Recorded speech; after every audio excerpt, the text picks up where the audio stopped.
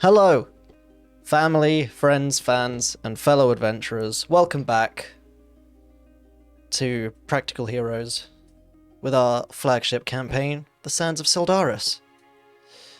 Set in the almost entirely homebrew world of Eroth, but moving slightly towards a little bit even more homebrew for certain reasons.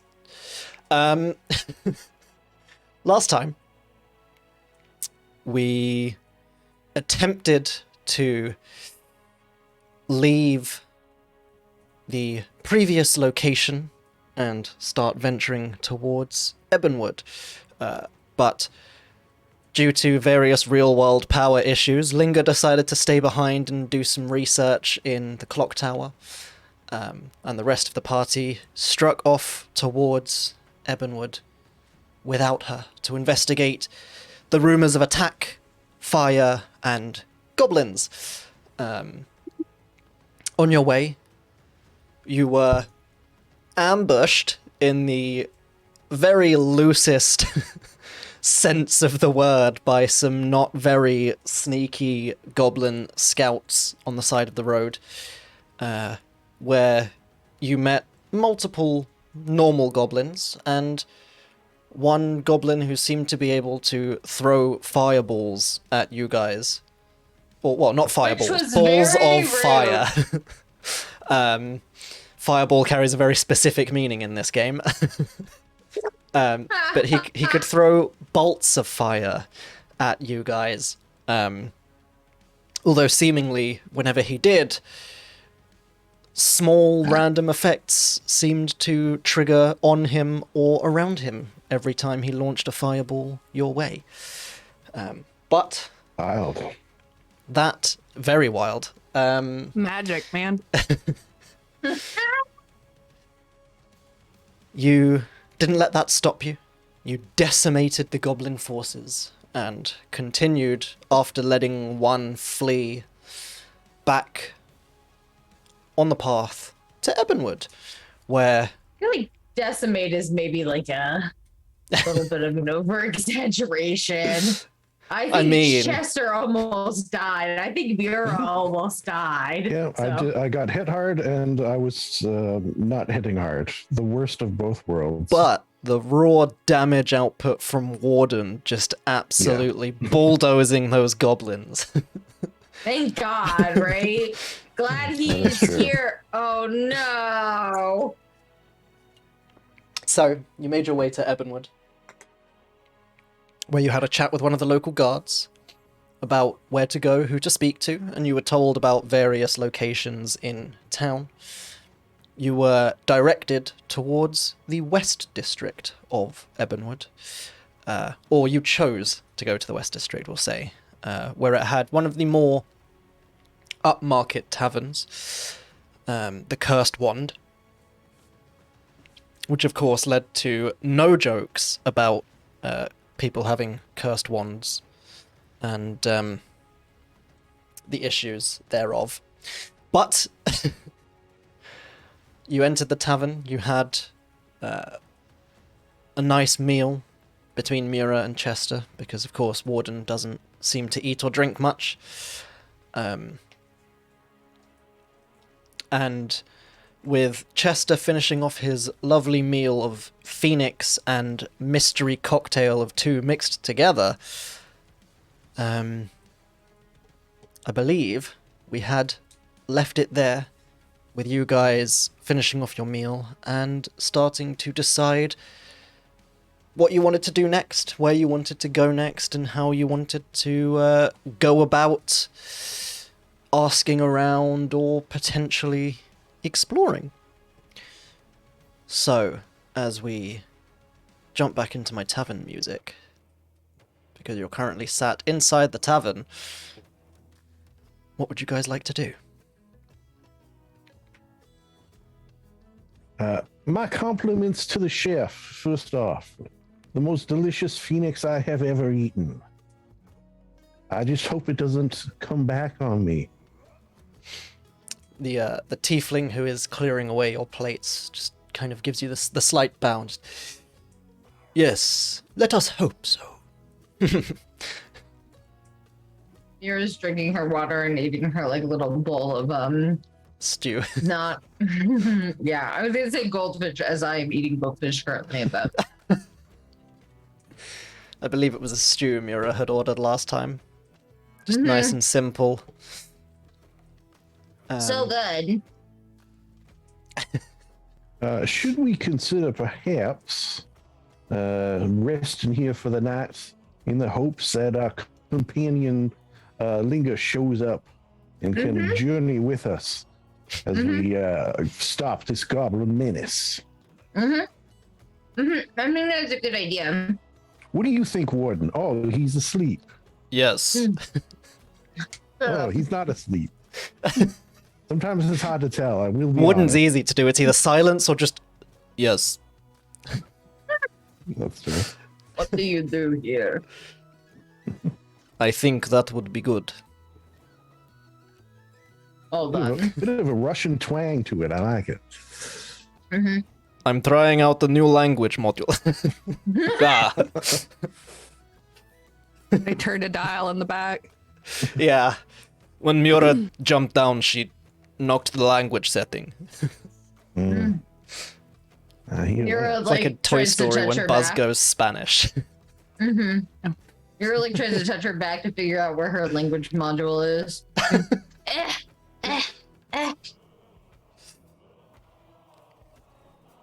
Yeah, I think we should stay here tonight and sleep and get be cozy and wait for Linger. Excuse me, Garcani, your finest room. No, I just want a regular one. Your finest room and your second, or what are we thinking for your Most third? regular room. Your most regular room, and I will have your finest room. He bows his head again slightly. If you're wishing to request a room, I will have to request that you do so at the bar. I'm food only and drinks, unfortunately. Oh, Well, you should think about branching out. So I will do so. But you head over to the bar where the bartender is, and you put in your order. There's no need to redo all of that. Do it. Do the whole scene again. That beautiful role play. your most regular room, please. Your most regular room, please, and your finest room for me. Etc. And the elf behind the bar just nods. Certainly, that'll be 15 silver for the fine room and 5 for the regular room. Here is 1 gold, sir, and with my compliments, if you could have some extra towels prepared. I plan to bathe. Certainly, much appreciated. Mira also takes out 1 gold and is like, "Can I have change?" Of course. He slides the gold off. Silver, copper, or a mix. A mix, whatever works best for you. Cool. So, however you want to divide that among your silver and copper, I will leave entirely up to you.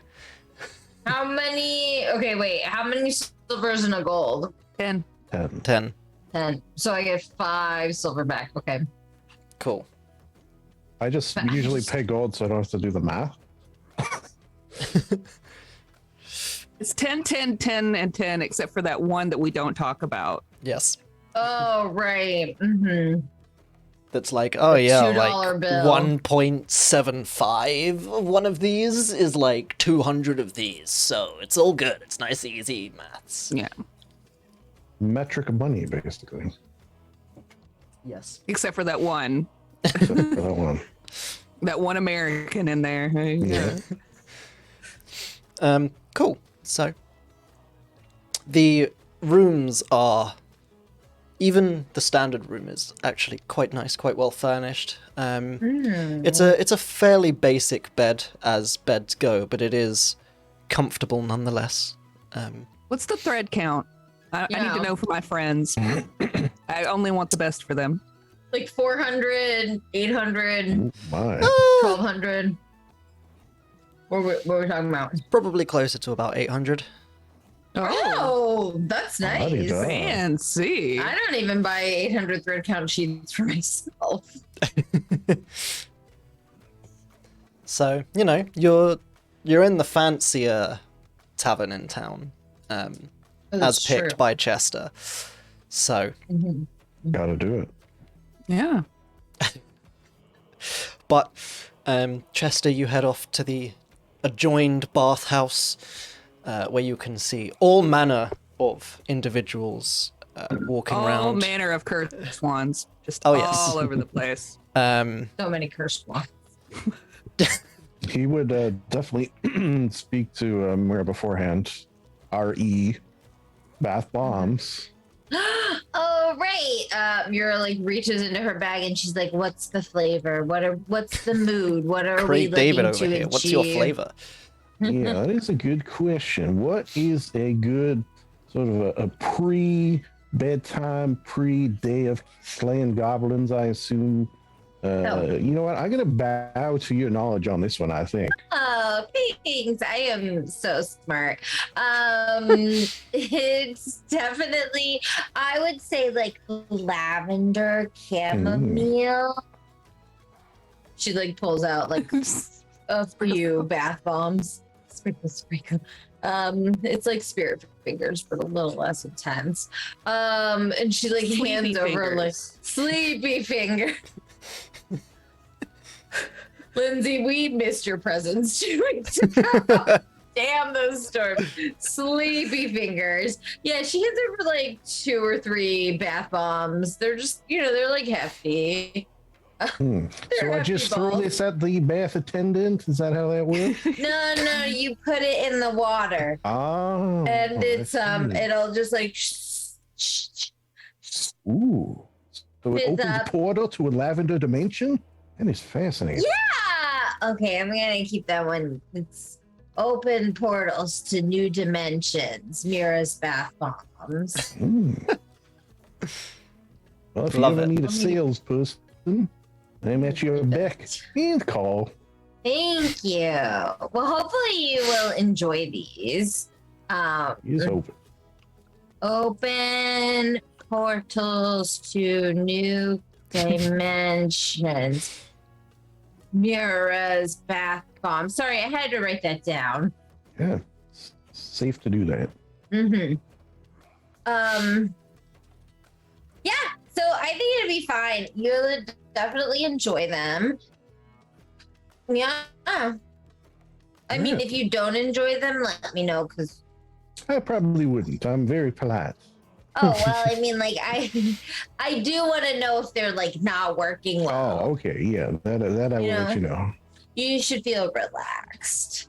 Sleepy fingers. I should always feel relaxed. You are right.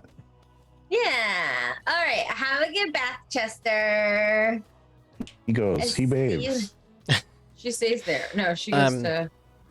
If you're wanting a private bath stall so that you're not bath bombing like 20 other people, it does carry an extra cost of 10 silver.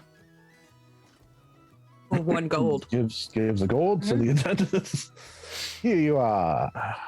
Thank you. If I could please have privacy.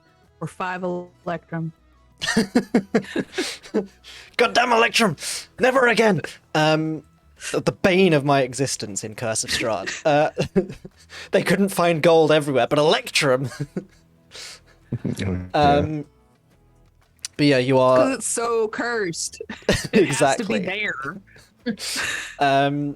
You are led off by a Furbolg attendant to a lovely private stall with a bath. There's a sink and mirror as well.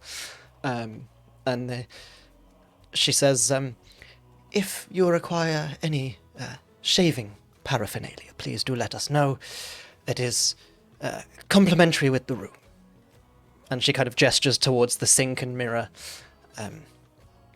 Other than that, the hooks for your towels are here, gestures towards the side, and should you require fresh or renewing of the water, please do just pull the rope and the bell will ring. And she gestures to a rope near the tub and then just kind of bows and leaves you to it. You are most kind. Thank you. Thank you. He probably spends a solid 5 minutes just looking in the mirror at himself naked. He's just there like, "Grr, grr, God, I'm so huge. Hey, man. If I loved my body the way that Chester loves his, I'd do the same thing. Right? I'm really living a fantasy life yet. Gotta really get in there. But yeah, you have a rather pleasant bath filled with many bath bombs. And towards the end of the evening, you feel a very intense wave of tiredness beginning to wash over you, Chester. And you have a brief think back to some of the descriptions of some of the cocktails you were told about and warned about. So perhaps you're about to see what's in store.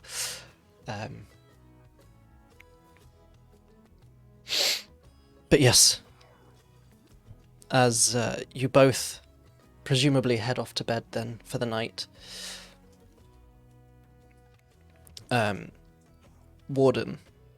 Chester. I'm staring at Warden for some reason, because it just says his name in like 3 different places. Warden. He's so dashing in his armor. Who wouldn't Absolutely just get lost in those void pit-like eyes? Just stare endlessly into the void, and the void stares back. You I want to know what love is. You do manage to struggle yourself into bed, Chester, before almost immediately passing out. Perfect. And you have some incredibly vivid dreams. If you're going to say erotic. No, you are. About cursed Get into wands, this, I though. guess. You are very vividly remembering, like, I mean, you can feel the heat of the stage lights. You are remembering vividly being on stage, reliving one of the greatest gigs that you ever performed in. Just everything went so perfect. And you wake up the next morning feeling absolutely incredible, as the effects of the elven sunrise kick in. For those interested, it's the base of whiskey mixed with a basic healing potion and a drop of drow poison, which knocks you out cold and then leaves you waking up very refreshed from the healing potion. So you wake up feeling great with an elvish sunrise at a place called the Cursed Wand. Yes. And you don't expect just a million Edie jokes, like just constant.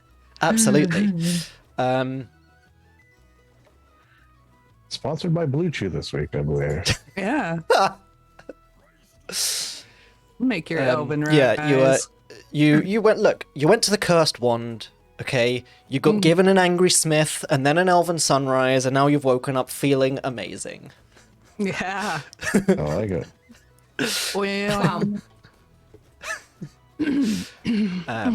But by this point, about half a day behind you guys or so, Linger has arrived in Ebonwood. yeah.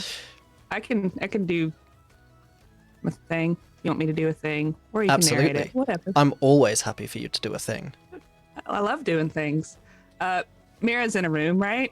Yeah. She's a deep sleeper, right? We've established she's a deep sleeper. Yeah. Yes. Perfect. The Perfect. deepest. Well then, if Steph is all right with being woken up by a friend, Oh, yes. okay. Then yeah. So first thing in the morning. Maybe not an elvish sunrise, but she's gonna get a sunrise of some kind. Oh. Hey, giggity. No, they're not that kind of friends. This isn't that. This is a family show. Yeah. This is a family show. Maybe. I mean, is it? More like Family Guy is a family show. Okay. All right. So Mira's gonna feel something climbing around in her hair. She's felt this before. You know, Rip always likes to dig around. He's after those pomegranates. He's always after those pomegranates. After my pomegranate. Constant. They're luscious looking. They're just there. He doesn't even need to eat. He just wants them because he can't have. He's gotta get into those pomegranates. Gotta get it. You know, there's such temptation.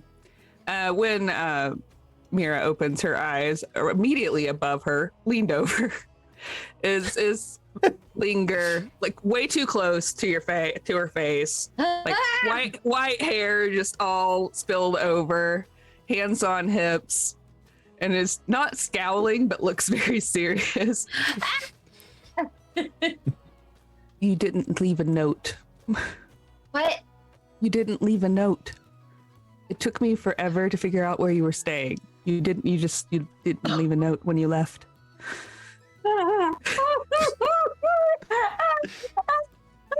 Mom energy. Oh my god. The first thing Lindsay asked me while we were waiting for everyone else to join when I explained that Linger had stayed behind was she was like, did they leave a note or anything saying where they were going? Mom and I was like, nope, all you know is that everyone was planning to go to Ebonwood. Poor, like, Mira is just, like, looking up at Linger and is like, no, I'm sorry.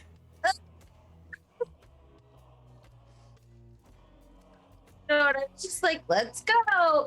And then we went, and I didn't know we were gonna stay at a place called the Cursed Wand. That was Chester's idea. Early morning cry. Yeah. It's good. I'm sorry. Linger will stand up and step back. Hands are still on the hips, though. Tail is flicking like an angry cat. Uh-oh. No. She knocks the glass off the table. Yeah. No. She makes eye contact. No. Slowly pushes the glass. Just to the very edge. She doesn't actually knock it off. It's like teetering right there. It's a warning. Apparently, Linger is a cat now. I'm here for it. Yeah, why not? It's been weeks since I played her. I don't remember what she's like.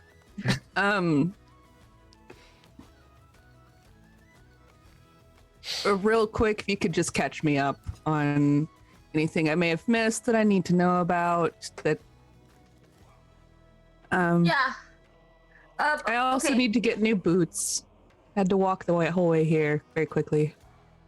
So. Did you like power walk? I did.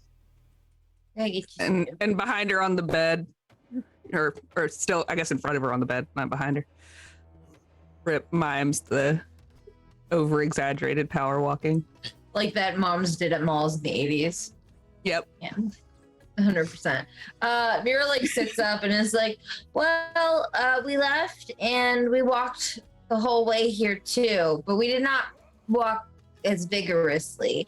We ran into a lot of goblins and one of them shot fire at us a lot.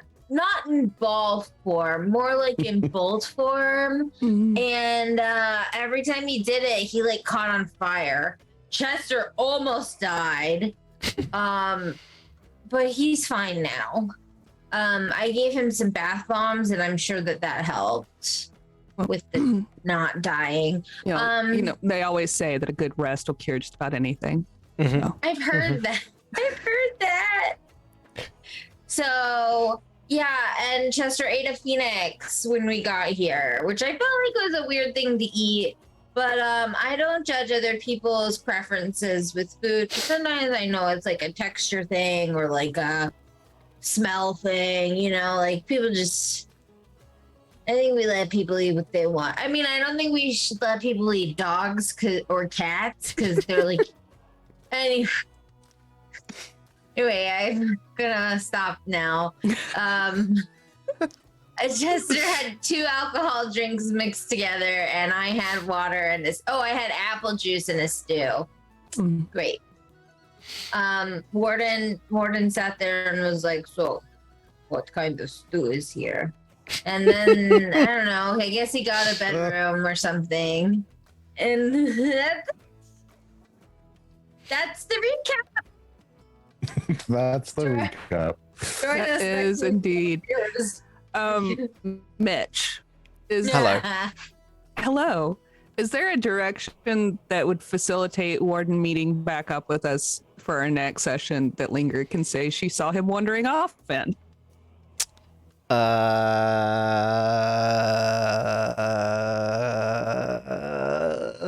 It's okay if you don't know. Just trying to set things up for continuity. It entirely depends on what you guys decide to do this session, to be perfectly honest. And also whether Warden would just wander out of town. I don't know. Was he not in his usual position of watching me sleep? Maybe he went to go chase. Remember when we got here, there were chickens and Mira was running after them? Maybe Warden went to go chase after some chicken. Or maybe Whatever he went feels to hunt realistic goblins. for him. I don't know. We'll ask him when he returns to the realm of the living. Panda! Come on, let's get a treat. Sorry, pardon. Yeah, I mean, he might have headed towards the Citadel because you guys had expressed an interest in heading there and talking to whoever's in charge. But from there, just entirely depends on what you guys decide to do today. It was just a passing thought. No, of course. Tie things together. No, absolutely. It's just, I don't want to be like, oh yes, he headed up to the north, and you are now going to head there this session, and you can't do anything else, because I don't like being that person. I do. We're going north, guys. Did you hear that? All right. There's actually only exits on the east, west, and south, so... I'm gonna quickly swap Linger out for Arnie. Let's go. But yeah, he might have headed towards the Citadel to start gathering information there, perhaps. But most importantly, he is MIA currently. Yes. It's funny that you say that he'd be going towards the Citadel since he's been using a lot of Mass Effect dialogue options. Is what he needs to say. So Nice. what do you do here? That's really funny. He's just Okay. walking Mass around Effect town saying, jokes. want to play Gwent? Shut up. But yeah. Well, would you like to get dressed and or ready or whatever you need to do, and then we can go find Warden and Chester. Yeah, that sounds like a really great idea. I can do that. I am so sorry, Linger, that I did not leave you a note. It's all right. We'll blame the other two, and it'll be fine. Oh yeah, I think it's always better to blame men. I'm joking. I'm gonna get canceled. You're not wrong. No, yeah. We have ruined the world. I mean, sorry. Yes. The whole world. Yeah, Mira gets dressed and goes downstairs with Linger. Okay. To wait for Chester. I presume as well, Chester would have made use of the previous offer of the shaving kit to trim off some of those singed hairs from the encounter with the flaming goblin. Just whatever to get him as finely coiffed as possible. He's going to take full advantage, yeah. Absolutely. And they're in the more premium room that you ordered, there is very much like a whole vanity in the corner, complete with like a plush chair, a mirror, with like a floating orb of magical light above it that just casts the most perfect light down on you for just making sure everything looks perfect. See, now you would think he'd be like really impressed with all this, but it's more just like, this is how things should be. Perfectly This balanced, should- as all things should be. Yeah, this is just what it should be like. Now this is a tavern. But yes, presumably once you've made yourself as elegantly presentable as you always are, you head on downstairs.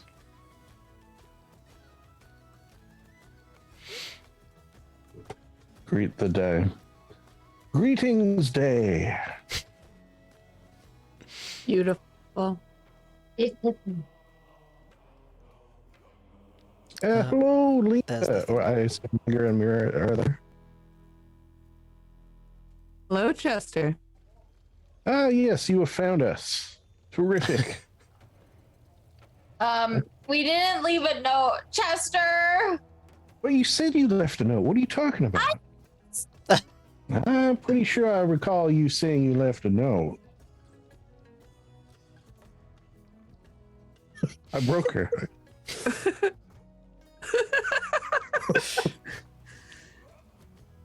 I'm gonna roll a deception if you like. Sure. I'll roll an insight. You know what? Why not? I will too, because I think that Mira is like, okay, I know. 22. Once the like buffering symbol leaves Mira's brain. Bro. 16. 11. No. Well, there you go. I'm sure I left a note. I mean, I'm sure I didn't leave a note, but maybe I didn't. Which is the problem, isn't it? Well, we'll know for next time. It's no big deal. Thank you for the bath bomb, by the way. What do I owe you for that? Got a free bath bomb, immediately gaslit her into Men are trying to horrible, figure see? out if As she we're- left a note or not. As we're showing right here. Fine, you don't owe me anything for the bath bomb liquor. I'm so sorry that I didn't leave you a note, or I thought I left you a note and then I didn't, or that I did leave you a note and I put it in a weird place, like pinned to a tree with an arrow. I don't know. Linger will just start to reach over and try to pat the back of Mira's head to calm her down. It's okay. We're fine. It's fine. I found you. Everything's fine. I gotta buy you new boots now because I ruined everything. That'll be fine. We're good. Okay. All right. It's okay. Okay. Little pat on the back. Have either of you seen Warden, actually? Normally I wake up and he's there watching me sleep, which sounds creepy, and I will admit was at first. However, I've grown accustomed to it. I did not see him on my way in.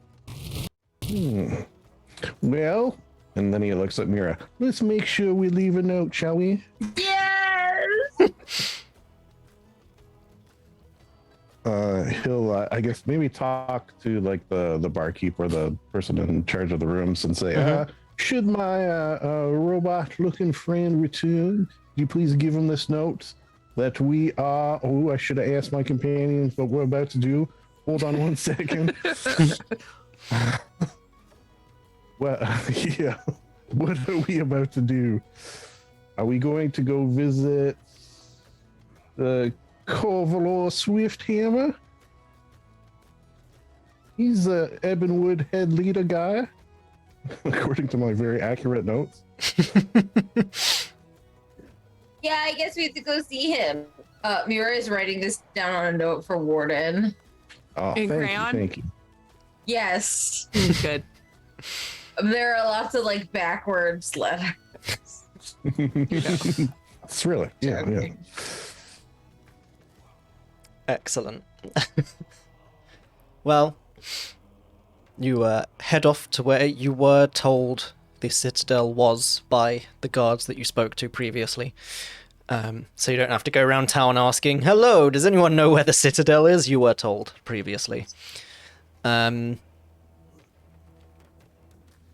it is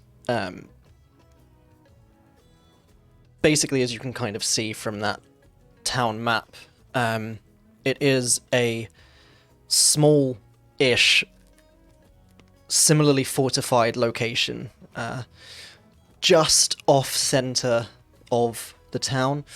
It has its own walls made from dwarven stone, from the looks of it.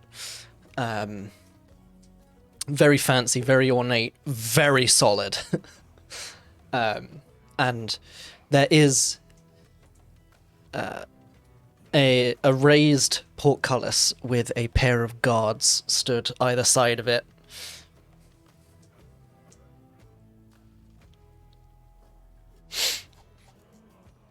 As we're walking, he's gonna just linger at me. So I assume we're gonna sort of go here, get the lay of the land, and then deal with these goblins. Is that the sort of tentative game plan that we're working under? It certainly appears to be. All right. I just didn't want to. Once we start speaking to these, these muckety mucks, bureaucrats, you want to have your story straight. Right. I do a couple of questions about your incident with the goblins yesterday. Yes. It was mentioned that there was one that seemed to be a caster of some sort. Perhaps their control of the arcane might be a little on the wild side. Did they survive, or? One did. Okay. As he was running away, I recall him a real good insult, but I do not believe that killed him. Okay. It was not the magic one. It was not. Okay. The magic one did die, and this was just sort of the random last one who saw all his friends massacred and decided maybe I should leave. Well, perhaps they are now on the path to a new and changed life. He was hoping. But if there are more of the goblin members that might have arcane abilities, we should probably try to prepare for that. Maybe someone in the citadel might have some sort of defense we could loan. I don't know. Some sort of a anti-magic cream suit like the one I'm wearing. Mm-hmm. Perhaps. Your suit is anti-magic? Well, I was thinking maybe I exchange his non-anti-magic one for the anti-magic version that they have in the Citadel. Okay, that makes sense to me. That makes perfect sense. Yeah, ideally. Yes. All right, we go. We go. We go. You join the line of people being either let in or turned away by the guards. Until eventually, as you approach this portcullis, there is a hold. What's your business here? As one of the two guards kind of stood on either side of the gate, holds out a hand towards you to stop your progress. Greetings and salutations. I am Chesterfields. This is my friends, an acquaintance, Mura and Linger.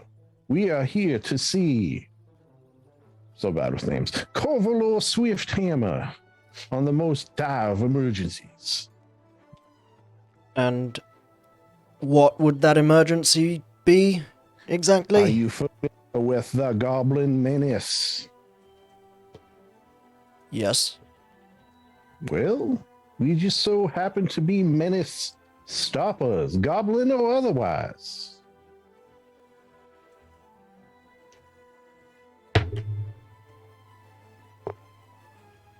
I see. And they you see them kind of look you guys up and down. Does anyone have any, like, weapons obviously on display? Chester has a rapier, does he not? I have a crossbow. Yeah, I got a bunch. Linger of weapons. is a weapon. She doesn't have Yes. to carry it. We have a letter of introduction, I believe, from the people of not Edgecrop. Edgewood. Very different town. Yes. It was Belcrest I we don't were know. in previously. So as I'm saying that, I'll also Edgewood have is a neighborhood ready. in Atlanta, so of course I was like, Edgewood. You produce the letter, Yes, I do recall that. Yeah. unfurl it and read. Ah, excellent. Very well. And they roll it back up and hand it back to you. Please do Thank you. enter. If you head inside, you will have to discuss. Do you have an appointment with General Swifthammer? The only appointment we have is with Destiny. Right. Very well. You may have to discuss that with the clerks, but certainly, please.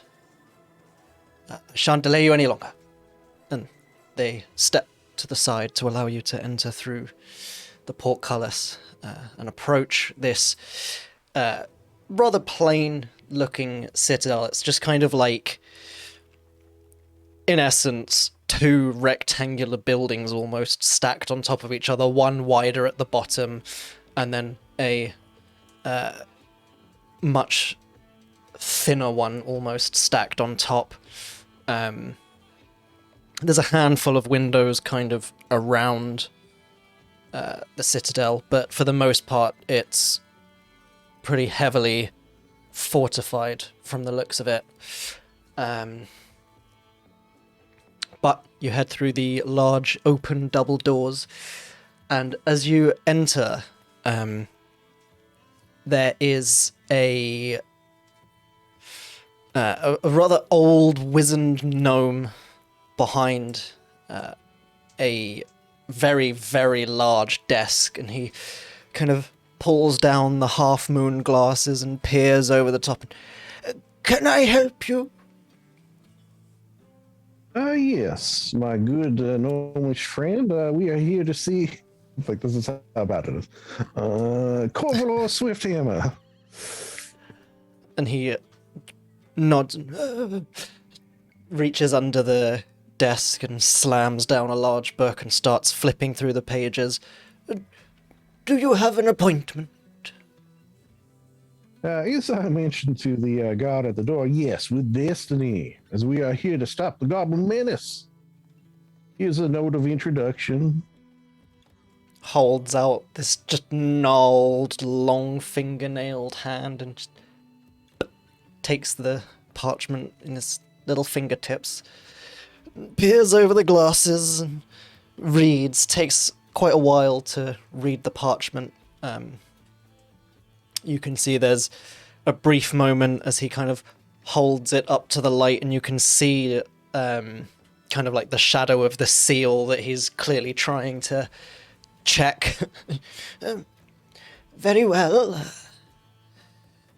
Turns back to the book, flips back through.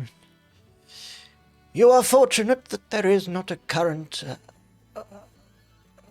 ongoing appointment, but you may see General Swifthammer now. Shakily holds out the parchment back towards you. Thank you, thank you. Before you enter, could you please gestures to the crossbow and the rapier, leave your weapons. Oh yeah, I never use this course, anyway. Mura hands it over. And she gives the bolts. I didn't think I've ever shot a. Yeah, I don't think I've ever shot an arrow out of that. Honestly, It's in mint condition. yeah, it's still got like the the zip ties on it or whatever. It's like never even been opened. It's like the plastic Never? film on Yeah. the metal bits from where it's to keep it getting scuffed. It's But so like nice, 50 years from though, now, right? the real sale value of that, whew. Gonna catch up to Chester. Chester, real quick question: the hand that you can make, Yes. how can it? How is its penmanship? Well, it's funny you should ask. I've been working on getting it more and more and more dexterous. So right now, it's pretty goddamn good, if I do say so myself. Perfect. Should something like this, 30 feet or something, so we could distract whoever has an appointment book. You could grab the quill with your mage hand, jot us into the open slot, and That is it may not very even sneaky. matter, but it sounds fun. That is very sneaky, and I like it. I will keep it in mind. Yeah, this is sort of that dexterousnessosity that he's working towards, is because he's going to be an arcane trickster. So I mean, I realized and that stuff with it. Chester could have his own pen. I just thought it would be fun to Absolutely. I like it. together. Friendship. What? But yes, you are led down the hallways by a rather large, rather burly half-elf guard. And he leads the way to a closed dark wood oak door, and just kind of, please, just wait one moment. Turns, knocks heavily on the door 3 times, pauses, knocks a 4th time, and then turns the handle and enters, closes the door briefly behind him. Are you guys doing anything while you're out in the corridor waiting? Linger is just casually waiting, but I did want to just toss out that Rip is dressed up like Disney's Robin Hood, the fox, that outfit. I love it. Mm. Okay. Does he have a bow and arrow? He's not dressed up as a fox, but just the clothing. Yes. You know. The hat and the... And the shirt, yeah. Green. Mm-hmm. Amazing. And the little booties. Love it. I think Mira's just standing there. Chester, does this often, on and on. But with the mention of the mage hand, he's going to summon in and sort of see, if you look closely at his shirt, he's sort of getting a massage. You could just see the slight imprint of the thumb just working that knot out of your shoulder. Yeah. There is a brief delay. It's a Before. semi-constant state of being massaged. Absolutely. Eventually, the heavy door opens, and that half-elf kind of just bows his head and, apologies for the delay. Please. He opens the door fully, steps out of the doorway, gestures, and, General Swifthammer will see you now.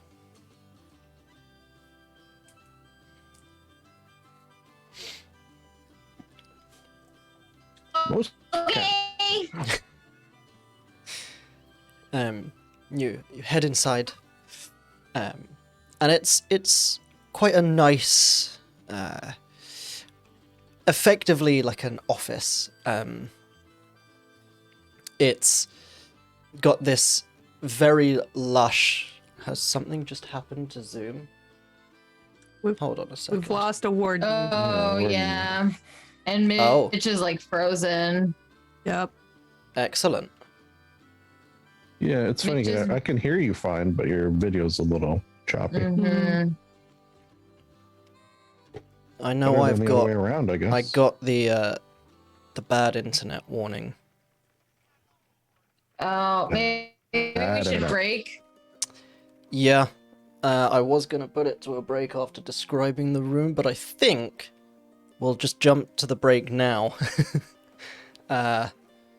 Figure that stuff out, and then come back with the room description and the General Swifthammer description. So, Yeah. Cliffhanger room. yeah, we will be back we see? Swifthammer. in Who will it hopefully be? 10 minutes. And we will see you all shortly.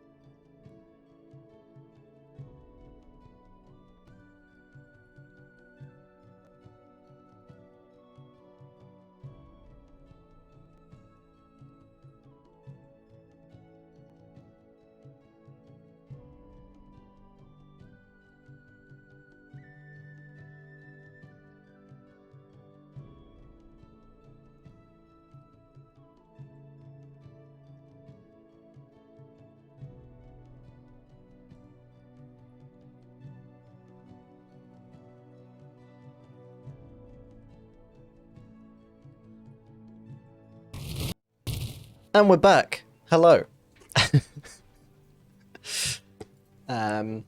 So, been trying to fix stuff. I think it's dropped down a little bit. I think we've only got like a 3-minute stream delay now, which is better than it was. Oh. We had like an 8-minute delay at one point. Wow. So that was presumably entirely my internet, so apologies for that. I just have shockingly bad internet. And probably too many people trying to use it. But the Warden stand-in is now on my mobile data, so that'll be good. better. In the meantime, Pedigree 81555, thanks for the follow. That's real cool. Thanks, Pedigree. 81555. Thanks, Pedigree. And True 5. I think they also followed on Twitter as well, which is pretty cool. Thanks, Pedigree. It's a high quality follower. Pedigree. Oh yeah, exactly. But no, really, thank you.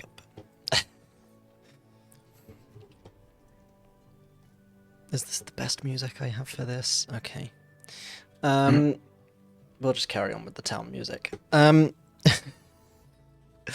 So, where we had left off, you guys entered the citadel and now find yourself in the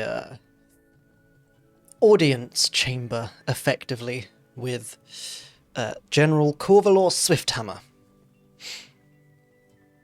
As you enter this lovely large chamber, you can see there's a very, very fine carpet covering the majority of the floor. It's very kind of deep red.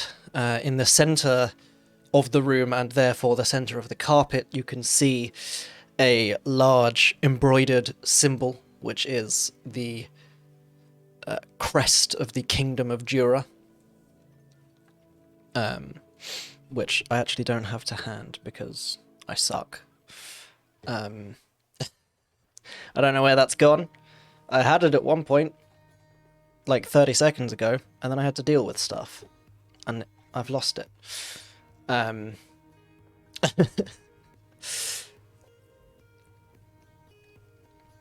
Yes, there it is. So you see, embroidered into this carpet is a shield with a winged silver sun. I was really hoping for live, laugh, love, but I'll take that. Unfortunately, they're more of a love, laugh, live kind of kingdom. Love. But yeah. But laugh is still in the middle, so we're so close. You Yeah. know? Yeah. Oh, just so everyone is aware of all of my life updates, because this is very important and I want to share it. I did recently purchase my very first embroidered pillow. Hell yeah. Yo, let's go, baby.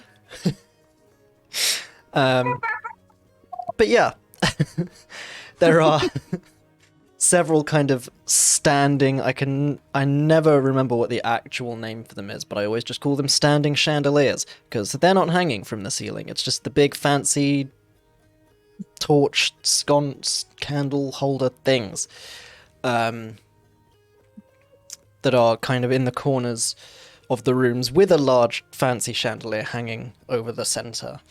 And you can see sat behind a very large mahogany for the wood connoisseurs among you desk is what seems to be a reasonably tall for a dwarf, very stout dwarf,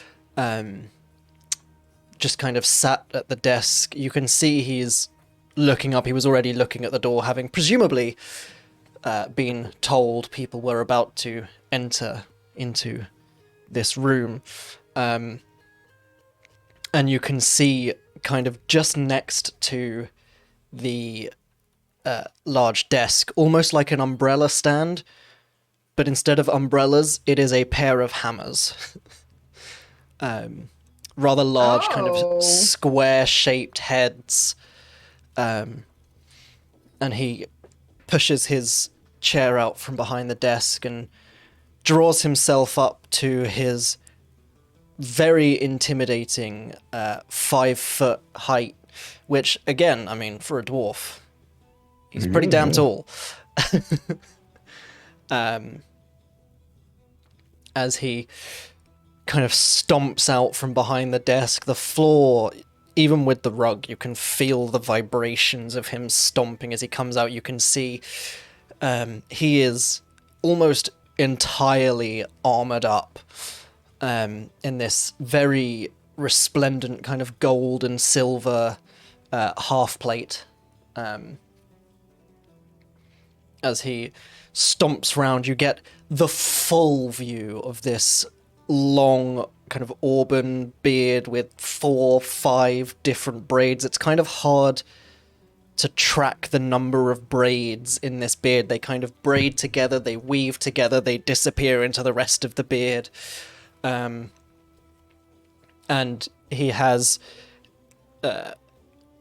this kind of long auburn hair that's just braided very neatly and kind of comes down over his left shoulder and stops at about mid-chest height, as he kind of stomps round and says, "So, I understand you're here to..." That's not my dwarf voice, I'm terribly sorry. That's the worst dwarf voice I've ever done, but we'll roll with it. I thought it was good. It started off great and slowly descended into just something else, but I understand you're here to help with the goblins. Greetings, yes, we are here. We have some, experience in the area of Goblin Menaces. And might I ask and say, your dwarf braids in your beard quite fetching. I'm just curious, do you do those yourself? I've been thinking of a little change. Aye. I earned my first braid when I was but a little lad. How does one earn a braid? Depends on where you're growing up. But with my clan, it was for my first kill. Ooh. I grew up. Of course, not every Edgecroft. braid is for a kill, because otherwise I'd have like thousands of braids. I hear you. Oh, yeah. Memorable ones, yeah. Mm-hmm. Precisely. Or notable deeds, usually. This one was for beating a dwarven king in a drinking game. Ooh. They said no one could outdrink him.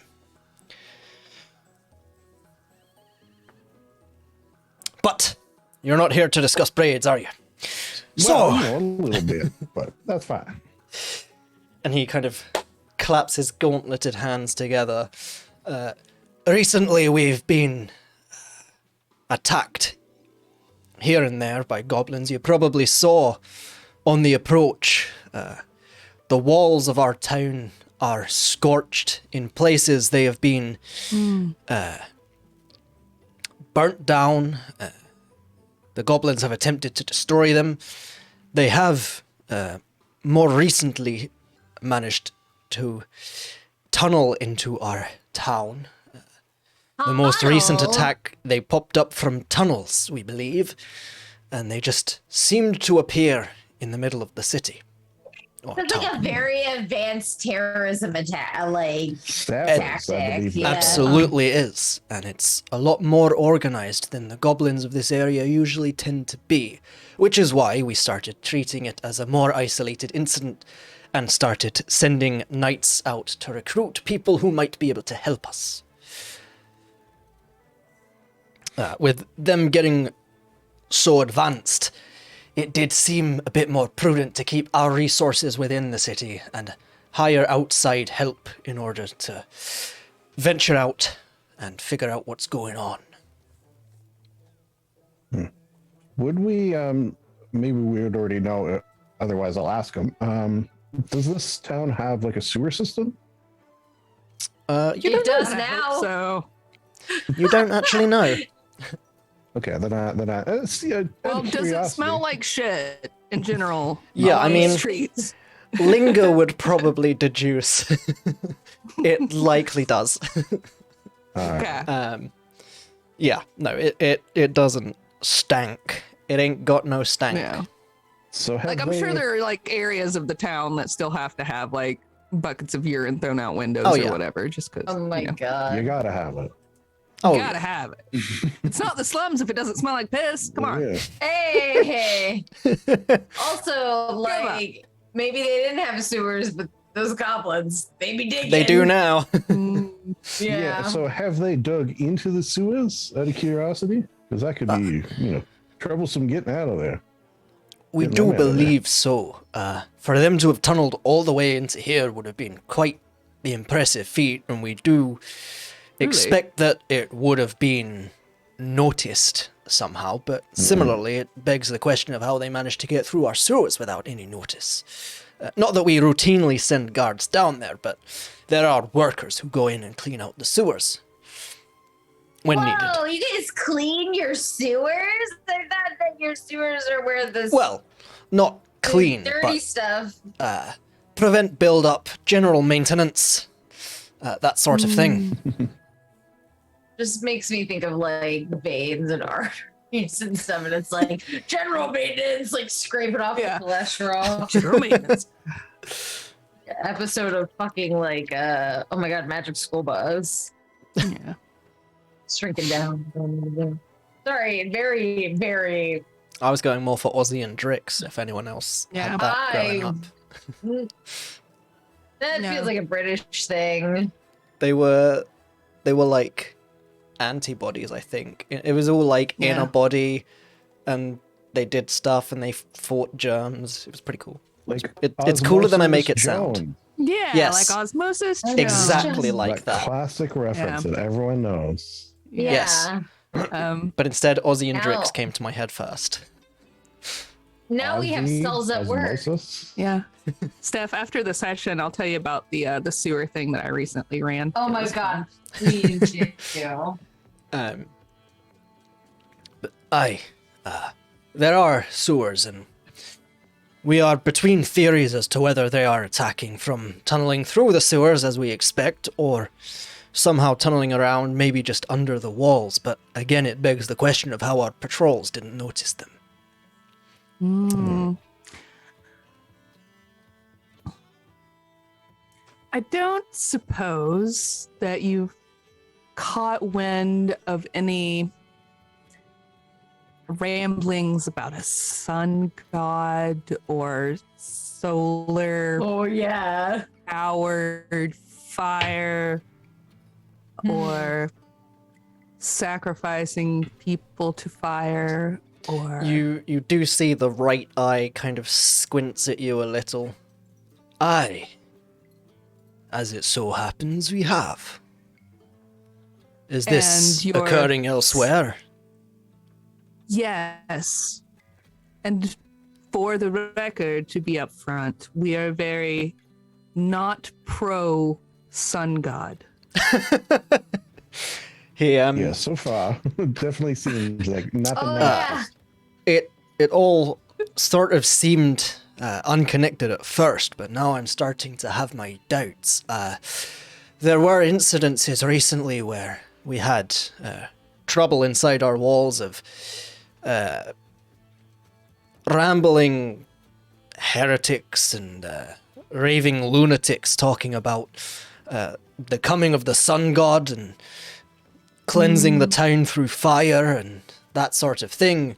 But those sorts of things aren't exactly uncommon in populated areas. People all the time start spouting nonsense about the gods and other worlds and that sort of thing. But we had a brief period of calm after that before the goblin attacks became more common. It's not uncommon that the goblins attempt to attack this town, and for the most part we've not really had much trouble with them. There is we are aware there is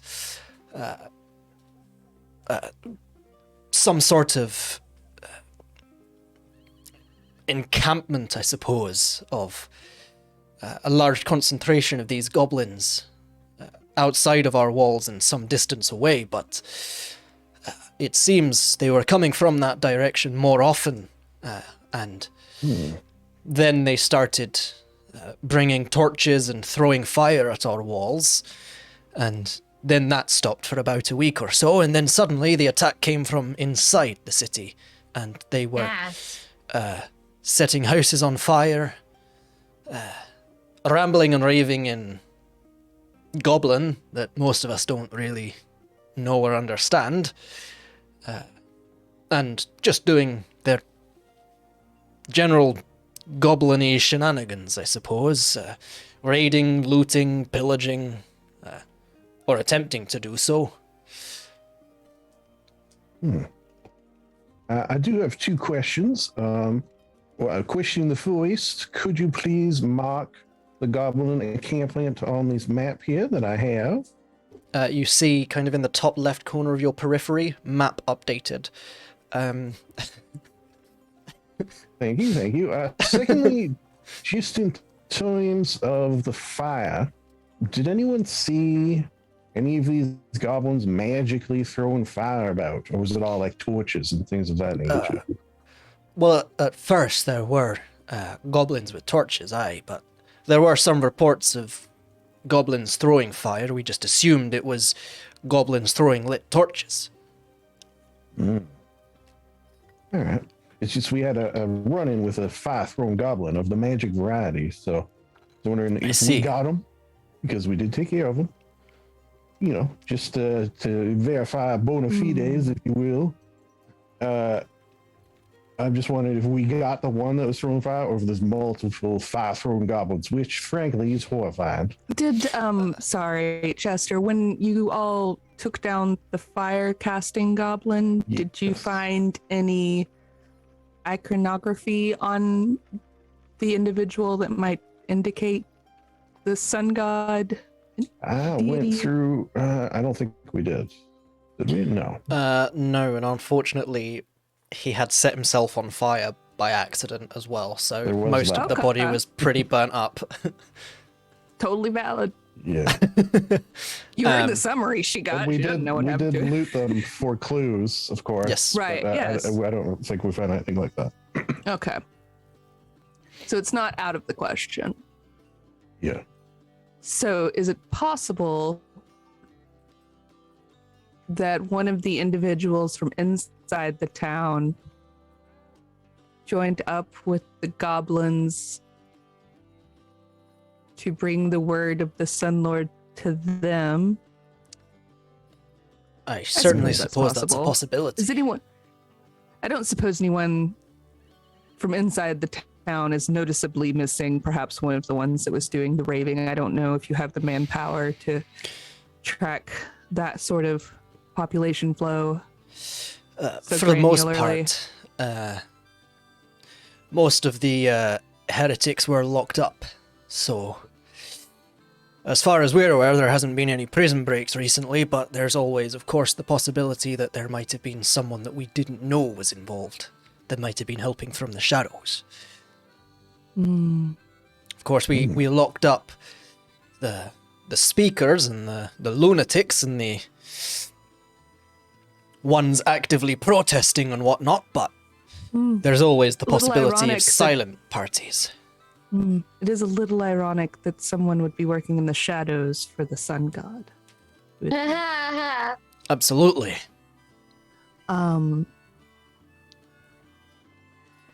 What we need is a rain god. I feel like if we had both, this would sort itself out.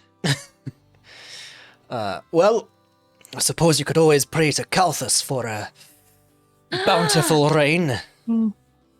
Yeah. I'll leave that to you. Hi, Panda.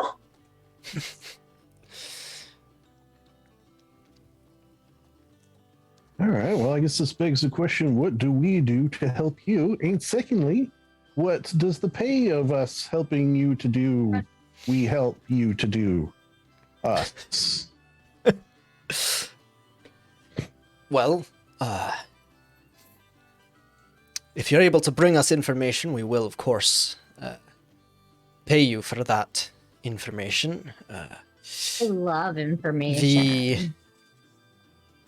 The rate, shall we say, will be dependent on the quality and the amount of the information you're able to provide. If you're able to provide proof that you've perhaps found out what's happening, routed these enemies, and prevented or stopped whatever's going on, then, of course, the pay will be significantly higher. Significantly higher. Whether that be in gold remuneration, or if there's items of interest that you might be wanting to get your hands on that we might be able to procure for you, that can be discussed or arranged. But for the most part, we would cautiously be willing to say we could potentially provide anywhere in the realm of, we'll call it 50 to 100 gold per person. Do you have any electrum? No, I'm joking. we don't do that here. I have to say, I love the vague lawyeries of potentially, possibly, probably, might be able to, in the realm of potentially Aye. this amount. Look, okay, Pin me down on any of that. my solicitor is not present in this room. I'm not making any promises I can't keep. Dials I up plead the Mitch fifth. later. 1, 2, 3, 4, 5. I've got to go talk to my solicitor later. Yeah. I was sitting here just enjoying it. Possibly, probably, maybe, could potentially. Look, we'll put a pin in that and we'll return to it later, okay? If we table this discussion for now, I could be willing to maneuver on this discussion, but for now, that's our Love offer. it. It's like when you're negotiating a salary increase. I'm Right? gonna run a game, and I want you to play that character specifically. Just David Tennant. Just your accent sounds so much like his, honestly. And I mean that as like the highest, like his natural accent. I also love his love- natural accent, so I take it as a compliment. I met him and I love him. My favorite doctor, anyway. Hell yeah. My favorite is 9, I have to say, but I met David Tennant. I have a picture of me and David Tennant, and he was so nice. This is What is a 9? very important aside. Christopher Eccleston. Is that the one that says fantastic? Yes. That's my favorite. One season, yeah, he was so great. The way But, he says fantastic was just it was it. Fantastic. Pinnacle. Yeah. The first Northern Doctor. I met David Tennant and I was like so nervous, and I had this dress that has like the pattern of it has all of the doctors on it. I had it specially made just to meet David Tennant, and I met him, and I looked like I was about to cry. I did cry later, and he like took my hands in his, and he's like, "It is so nice to meet you," and Oh I my was God. like, That's perfect. and I was just like, "No, nice to meet you." And my mom had started watching Good Omens because it had just Nice. come out. So it was like a weird mix of like Good Omens people and like Doctor Who people. And she was like, "So you told him that I love him, right?" And I was like, "No, I told him that I love him. I said nothing. I was like, hi." I don't know why it just got. Anyway, that's it. That's that's the only celebrity that I've ever paid to meet at a convention. Worth it. Very worth it. I'd do it again. I should meet more of them. It was fantastic. So anyway, continuing on. Fantastic. Yeah. I love Eccleston. Anyway, continuing. Doctor Who segue. Put that on TikTok. It's gonna be outlawed soon, right? Yeah. It's not on the. Put that on YouTube Shorts. But yeah, so he kind of So, are there any other questions? Do you like your job? He pauses, kind of scratches his beard, and well, I can't say I like the clerical work, but when I'm allowed back out on the battlefield, I love it. God, I Didn't know wish I you were knew a it. cleric? I was gonna say, God, I wish Mira knew what clerical meant. No. Oh, The documents, the papers, the menial tasks. I hate mean tasks too.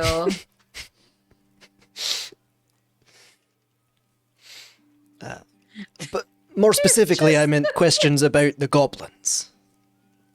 Oh, yeah. She looks over to Linger, who is like the hub for all of her questions. Question hub.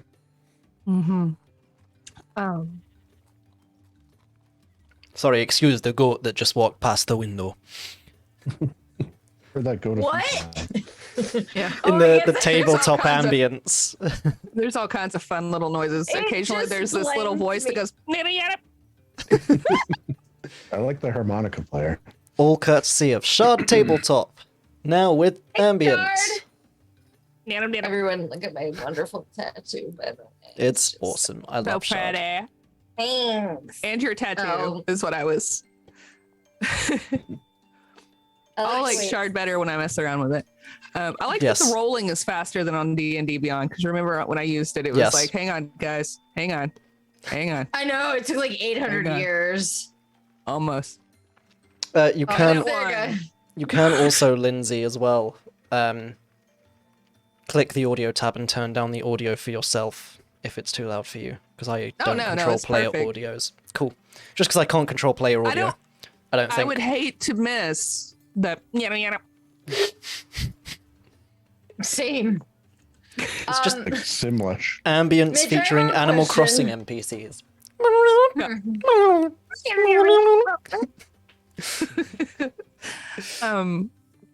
Mitch, can I roll in person? Because I have to say, well, I love Shard Tabletop. Shard been doing me dirty on my rolls lately, so You absolutely can.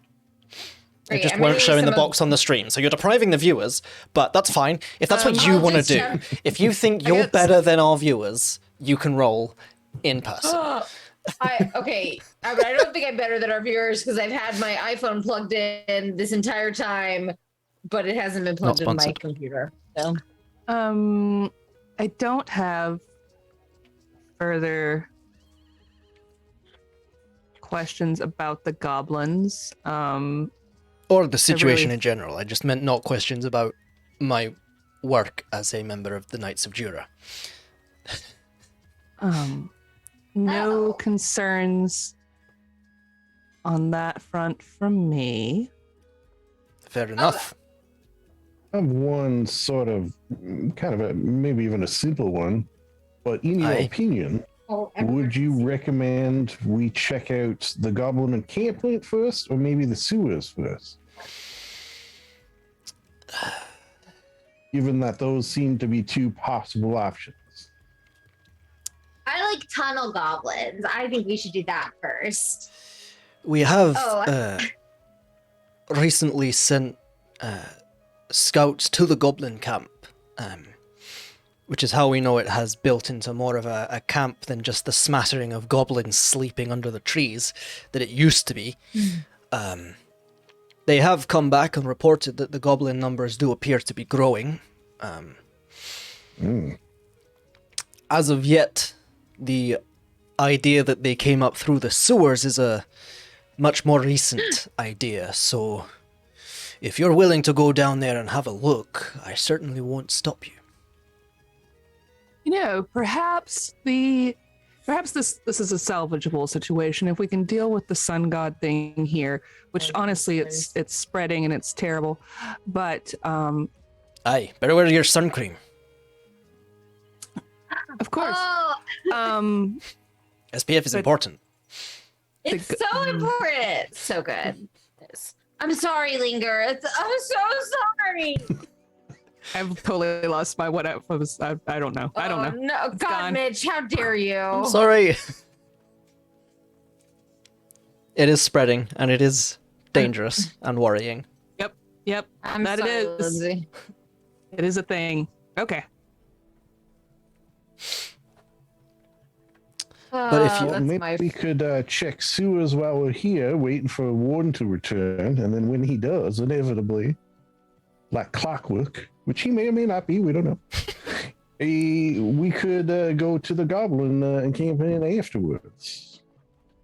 I mean, if you lost us, Chester, you'd find us again, right?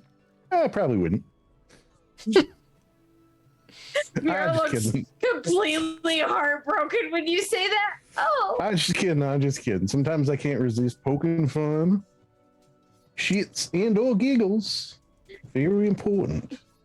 She looks at you when you say shits and giggles, and she's like, Just. Yep, For laughs. that's fine. Just the laughs. Oh, Just the laughs. shits and giggles. Although we are Got going to it. the sewer, so maybe it is both. Which we're going to need your prestidigitation on the suit at all times while we're down there, if you don't mind. Trade agreements. That's where I was going with that. The goblins. Wow. No wonder you couldn't remember it. How did you reach trade civilization now. agreements? I'm getting there. The civilization is becoming more advanced. You've said so. They're becoming more established in an area. They're probably fairly decent hunters. You have a whole city here that's walled up. You're trying to keep your resources inside. I do see that you have some fields outside your city that you probably want to keep protected. If you worked on a trade agreement with the goblins for things that they're hunting, for things that you are growing, you could probably circumvent a fair amount of the raids if we can deal with the sun god issue. That's certainly not the worst idea I've ever heard. No, it's one of the best ones you've heard. Could we do some trade negotiations then? I am so good at trade negotiations.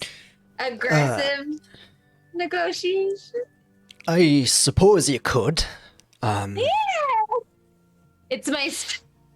I'm As gonna it shut up currently now. stands, you'd probably have a hard time of convincing the populace here that it's a good idea to start to trade with, for all intents and purposes, the savages who have attempted to raid this town on and off for countless years, and are now trying to burn it to the wouldn't be a ground. quick fix. I'm not talking about a quick fix. This is something that would take time and investment, and some re-education and some outreach. Certainly. But I'll take it into consideration. You could start with some missionaries, preferably not from the sun god. Yes, ideally not. We could be missionaries. Perhaps if you're getting better with the town, we might just let you do so. Wow. She leans over to Linger and is like, "What do missionaries do?" Well, I do it a missionary, mostly. depends on the kind. Mira We is would be looking more at everyone. goodwill ambassadors, I think. Mm-hmm. Yes. Well, assuming that we don't have to completely eradicate them. I'm not saying it's out of the Yeah. question, but if we got to, I mean, Yeah. It's like that when you're on a mission or a quest and you're trying to be real sneaky like, and then when that inevitably fails, you end up just having to kill everyone. We could replace the sneakiness with the tradeness. Mhm. Mm-hmm. you'd be surprised how often that sort of thing happens.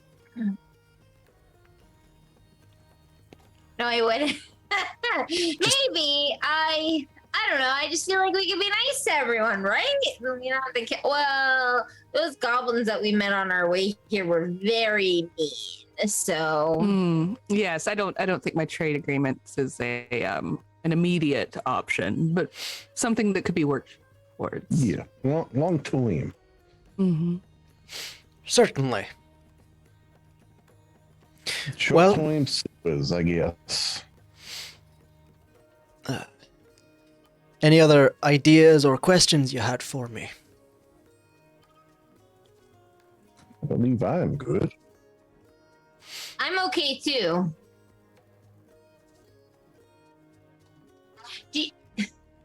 No, it was job related. Sorry, I know we're not supposed Yeah. to. Sorry. Mira, what's your favorite dinosaur? It's not job related. If you don't mind my asking, is this your full party? You did mention there was one other that might be joining up with you. Yes, Yes. Warden. So He just is the four of very you. tall. Well, And Rip. She yes. points to Rip. Look, God on Rip Linger's takes his horn. hat off and does a little flourishy bow that he's learned from Chester. So it's really Watching. like 5 of us. Rip is, and I'm sure that, and sometimes Chester has like a little guy that we can't see who's around. So that's technically like 6, Mhm. right? 5.5. He's invisible, very strong, 5 Very and a good. half. very good with the cleaning of the clothes and the gathering of the logs for the fire at night, that sort of thing. And Chester's tall enough. Chester could be 2 people inside of his suit because he's so tall and his arms are so long. So that could be like 6.5. And Really, we don't know how many might inhabit Warden's armor. There could be Yeah, it's true. both. So Could be really, full of pixies. We number are at least infinite. 5. oh, Yeah. we are at least 5, but also infinite. The number is ever changing and ever moving. We are contain potentially, multitudes. possibly, Legion. Well, for the 4 of you then that will be carrying out the bulk of the work, I assume. Yeah. That's a good He, way to put it. Yeah. He turns and stomps on over to a large, ornate chest in one of the corners of the room, throws the lid Wow. open, starts rifling around inside, and comes back holding 2 small wooden boxes and places each one on the desktop. And he gestures to the first box. These are some supplies that we had for providing to people who came to help. Each box is, well, both boxes are different. We use them a lot here in the Kingdom of Dura. Quite useful supplements, almost, for our knights. This first box contains 4 vials of nutrients, which is it's sort of a mix of various nutritious liquids and other fancy alchemical things that really help sort of bolster your defenses.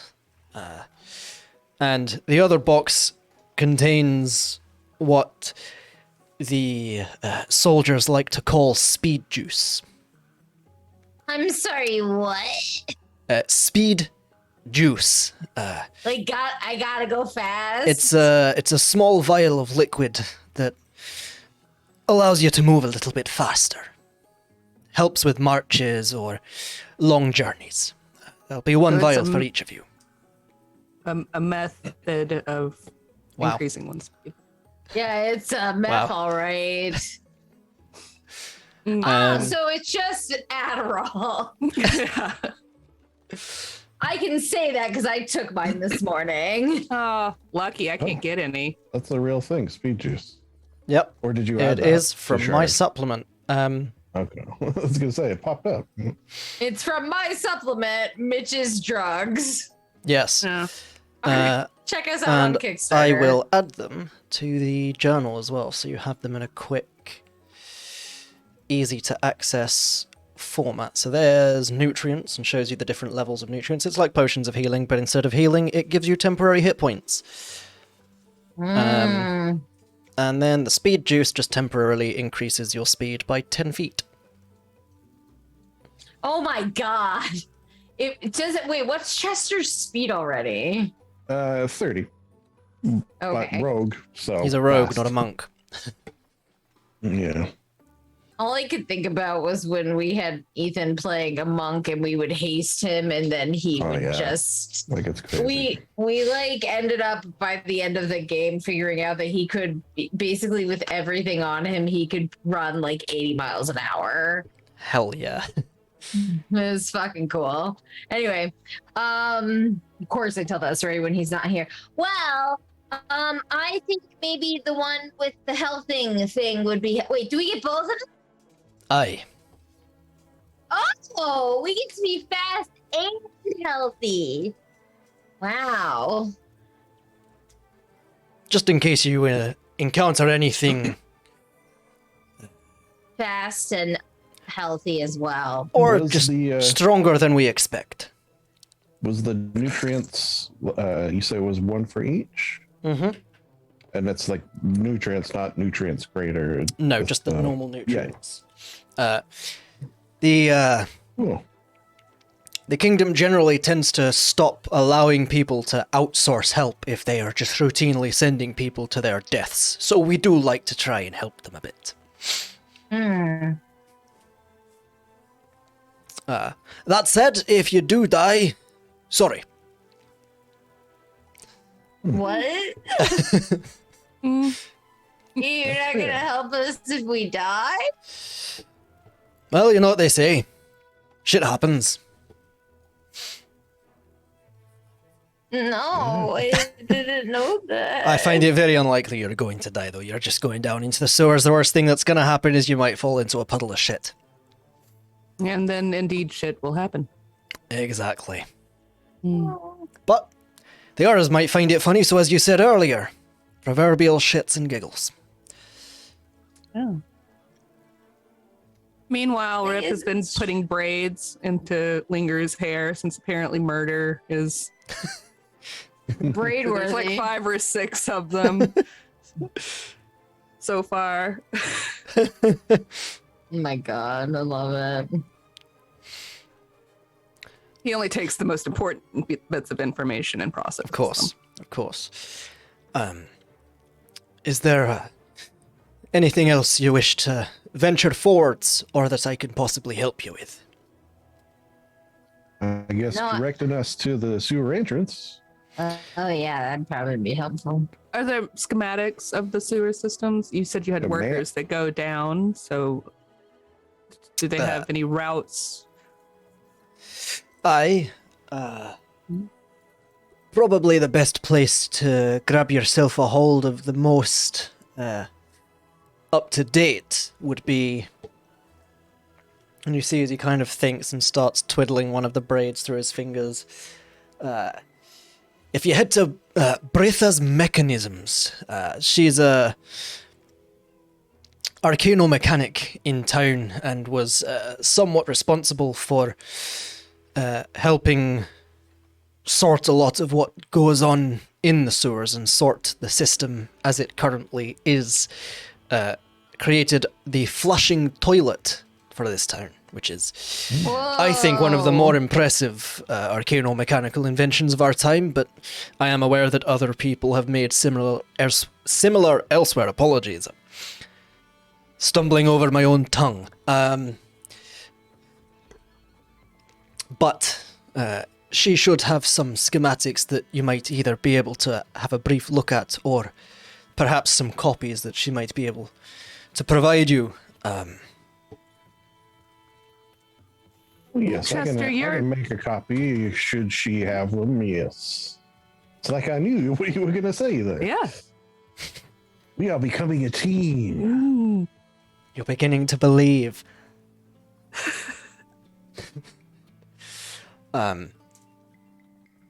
And Britha's mechanisms, of course, sorry. I should probably specify it's down in the South District. In the South District. Oh, yes. All right. It is over in the quarter where most of the other shops are. It is actually, in and of itself, a workshop and provider of arcano-mechanical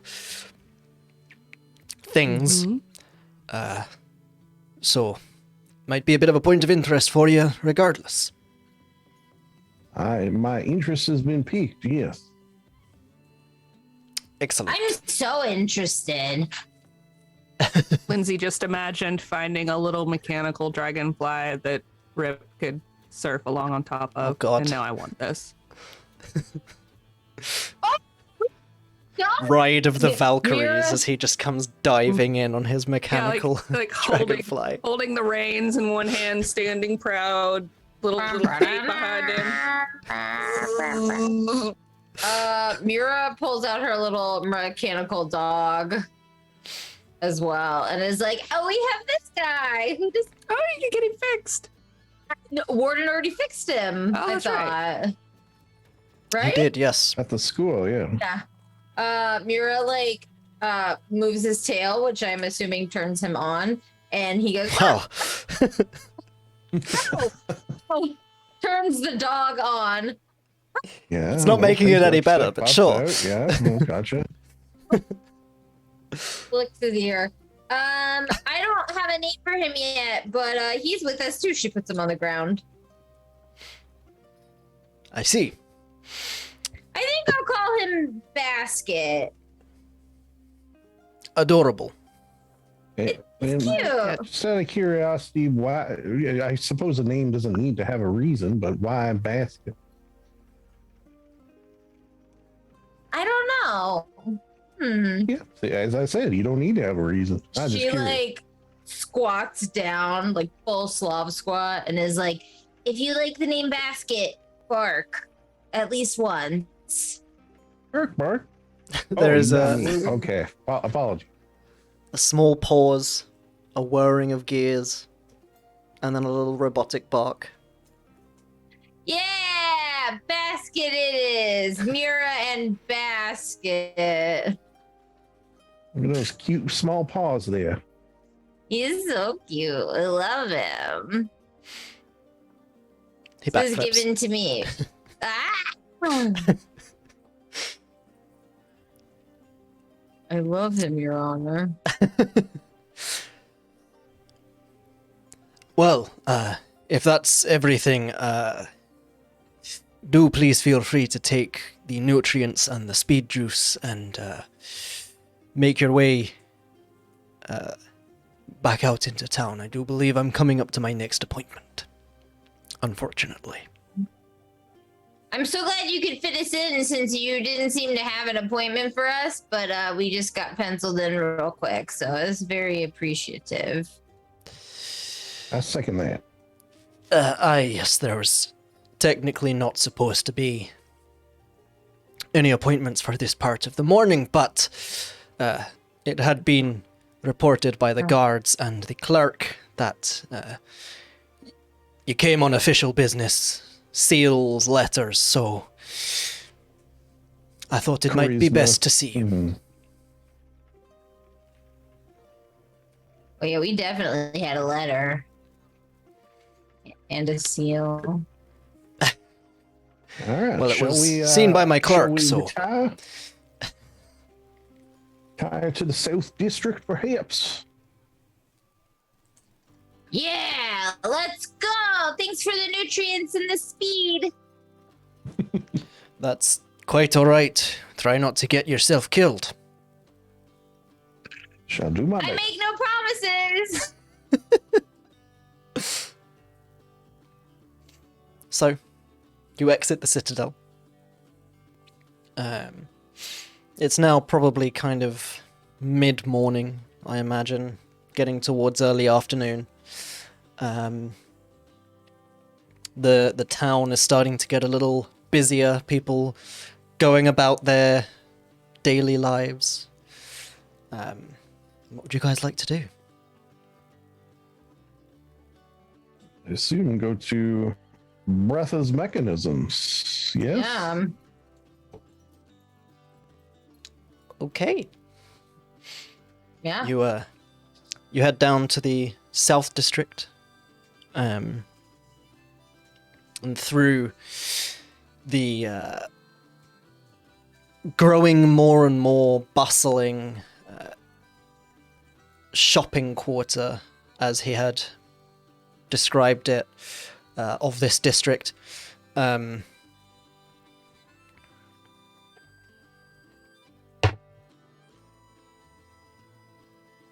Cool. There's Um, harmonica. Yeah, there's that harmonica. Just We listen love to that the harmonica guy. and nothing else. You don't need to It's pay attention catchy to though, anything else so- that's happening. Sorry, excuse me. I've lost the 20 on my die, and it must be placed 20 side up. There we go. That's what I get for rolling dice. Am I right? Yeah. But yes, you head through. The South District is not as nice, shall we say, as the West District was. It's not awful, but it's certainly, you feel like if you were to carry on exploring the South District, you'd probably start to find the more run-down areas, the area where you were told the Cracked Tankard Tavern was, which is a bit more of a home to ruffians and whatnot. But the market here is still quite well presented, quite well put together, and just as busy as the other one that you walked through previously in the West District. There is mostly kind of stalls here, with people just kind of stood under, excuse me, what seems to be a large kind of canopy that effectively seems to it stretches across the majority of the street, and you get the impression it's there for if it starts raining while all the stalls in the market are out. The canopy will keep the worst of it off the stalls and the people. There are a small handful of actual shops, buildings, but it is mostly kind of homes, stalls. You can see there's kind of like these street peddlers are selling clothes, some of them selling weapons from the looks of it, some of them selling materials, minerals, sorry. Any cobblers? Cobblers? Yeah, there are Sweet.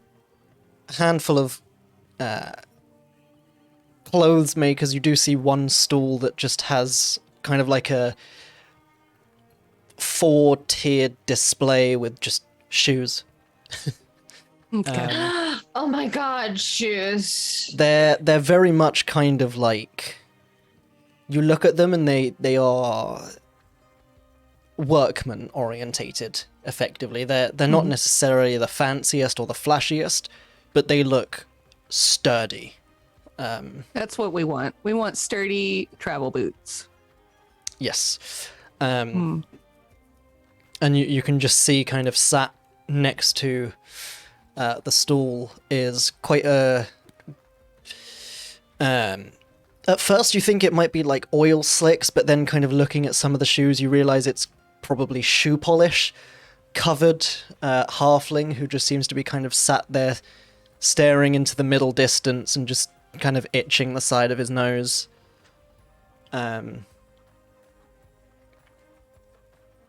you can see there is a small sign just on the counter that says shoes 2 copper, boots 7 copper. I got this. Don't worry, Linger.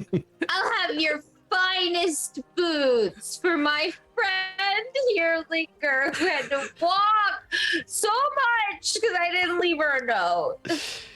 You see him almost jump off the stool in surprise as he's suddenly snapped back to reality by Snap back Mira. to reality. Oop, there goes gravity. Yeah. As he, Dear. yes, well, certainly. Are the boots for yourself? No, for my friend Linger. I ruined her boots recently Right. by not Well, writing her note and letting her know where to go. I see. Is that her? Yes. That I would be the. Yes, I am in need of boots. Pleasure. And he kind of like gestures as if he's doing the bow, but it's a bit lopsided and janky, and he Yeah. bit of an awkward one. Sorry. Do you either know your boot size or mind if I touch your feet to measure? I know some people you get a bit. Why is this episode the way that this is? I don't know. Some people are a bit not happy about having their feet touched, but there's only one way to measure a foot, and that's with measuring tape. So, What about a Brannick device? You can what? measure my foot. It's a device that measures feet sizes, shoe sizes, if you will. Why do I know what it's called? I don't know. Why Right. do I know half the things I know? I'll bear that in mind as he is like tottering over towards Linger, kind of drags the stool behind him. If you'd just put your foot up on there, and he kind of reaches into this dirty waistcoat and unrolls a small kind of measuring tape, takes a few measurements. Right, rolls it back up. That is my foot. Yes. I'm sorry. It's probably the most awkward part of my job, and yeah. But it is what it is. You sort of get a bit used to these things when you decide to work in shoes. It And might he, be one of those things that's only awkward if you make it awkward. I Like do maybe try if my you're best more not to. authoritative and just more commanding about it. Give us your Unless- foot. Yes. See, it takes away the weird. Noted. And he totters back over to the stool and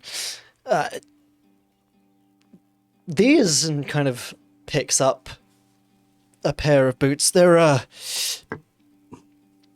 tanned leather, and they're kind of like a nice dark brown boot. There's not much of a heel to it or anything per se. There is a almost kind of like half-inch to it. Nice and sturdy, good for walking. These boots were made for walking. Well, And then that that is is what they. Yes. Nope, you say it. We're just so linked. These will do. Thank you. Yes, they are laced on the side that goat. as well. Yep, there's that goat again. Just playing, He's wrecking havoc in everywhere, the streets. isn't he? You should. Oh see yeah, the we've got a goat real after the goat problem in goblins. this town. He came in like a wrecking ball. We'll send the goats to the goblins, and then the goblins won't be as hungry, and they won't be raiding as much, and that's fine. But yes, you buy yourself some boots, or Mira buys you, Thank you. some boots. Perfect. Here, if the old ones are broken, I could dispose of them. I can salvage whatever scraps I might be able to salvage and potentially turn them into some smaller shoes for someone else if you're agreeable. Have at it. Here. She Thank you. gives what are potentially her original boots. I don't know at this point what she's got. Does she know? No. And They're old boots. They're about 500 years out of fashion. he's like, what It's the cyclical, fuck are though. those? They're not 500 years out of fashion. They're retro, They're and they're only extremely- 30 years out of fashion. You know, everything's Absolutely. cyclical, Lindsay. Yeah. I'm sure it'll come back in another 20 or so years. Have a good day. Thank you. Bye. Thank you very much for your patronage. Oh. 7 copper. Before we go, we're looking for Brifa's mechanisms. Are we headed the right direction? Yes. When you get closer, you'll know. Just look out for the clockwork things. Okay. How many So covers? this way, then. That's down this road still? Yes, sorry. Keep going. Continue down Okay. this street. And There are a lot of you'll- streets, so I just want to... you'll see the sign, and you'll probably hear the mechanisms before you see them. I just need to make a brief pit stop at one of these weapons dealers. I've been accruing some weapons that I've been meaning to sell. Oh, by all means. I stopped, then we should do the same for each of us. So he's got 2 light crossbows and 2 scimitars. He's going to Yes. try to sell all of them, but he's going to try to do something with one of the scimitars to make it appear more valuable. Okay. So he will approach a stall of the weapon variety. Greetings and salutations. I have weapons to sell to you, my good person.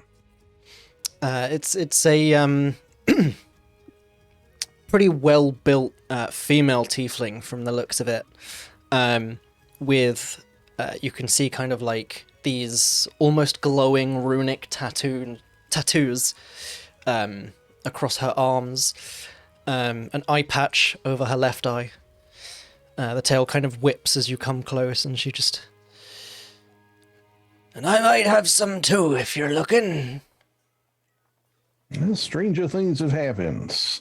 First and foremost, and he pulls out 2 light crossbows, one each hand, and kind of does a pew pew pew.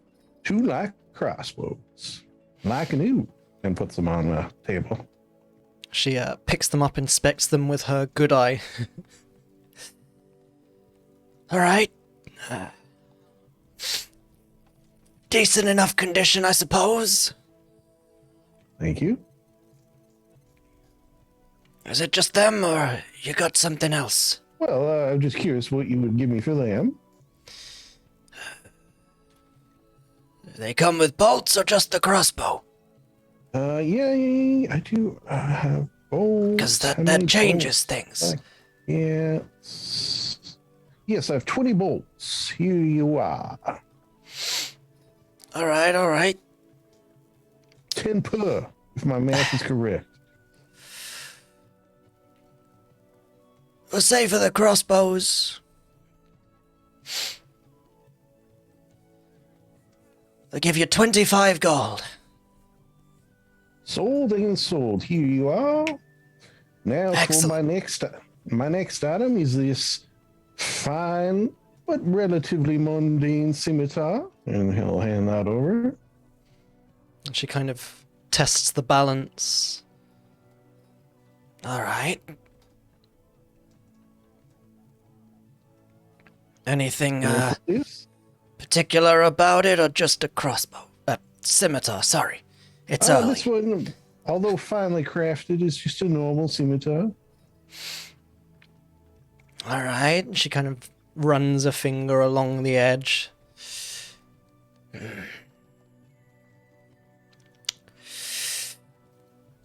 I'll give you 10 for it. Very well, and in an effort of showmanship, I've been saving the best for last. And he pulls out what is actually just a normal scimitar like the other one. But he's going to have his mage hands hold it from the tip while he holds it from this. Once a day, when you say the magical word, it can be held in place. Let me demonstrate. Abracadabra, and he'll let go, and it'll just sort of stay there. Make a deception check with advantage. Because she's not going to know it's not enchanted if your mage hand's invisible, but she might sense the bullshit. Deception. Either a 17 or a 18. She puts an arm on the counter and leans forward very intently. An enchanted scimitar, eh? Yes. We don't get too many of those around here. They are rare. You looking for gold or to trade it for something else? I'm open to trades. Should you have perhaps a dagger or rapier, sort of my two main go-tos in the weapon department? A dagger or rapier. Let me see what I got. And she dips in behind the stool. You hear the jangling of keys, the turning of a lock, and the sliding of a door. Just bear with me a second. Sure. The rogue part of Chester is definitely clocking all the sounds he heard there. There's a brief moment of pause, the sound of items being removed rather hastily. I got a couple here for you. They're not necessarily enchanted, like the scimitar, but... and she puts down a pair of daggers. The first one has this almost kind of like deep purple jagged blade, and it's an obsidian dagger. The extra material does tend to make it worth a lot more, and it'll cut a lot deeper than most daggers will usually do. But it's not exactly magical, nor is this one, but again, it kind of is what it is. I told you, we don't get too many magical weapons around here, but at the same time, I don't see too many people running around with one of these. And she picks up the second dagger that just looks kind of like a normal mundane dagger, but the pommel is a rather large sphere with a little bobble on the end almost. And she you can either have it as a dagger or when you press this, and she presses on the little bobble on the end of the sphere, and you hear the whirring of gears as the blade suddenly extends out, and the small dagger crossguard extends itself and forms a rather elegant handguard. It's a arcano-mechanical transforming dagger. From dagger to rapier, from rapier to dagger. Well, you had me from dagger to rapier, from rapier to dagger. Somewhat convenient, given what you were looking for, I know, but... Well, there you go.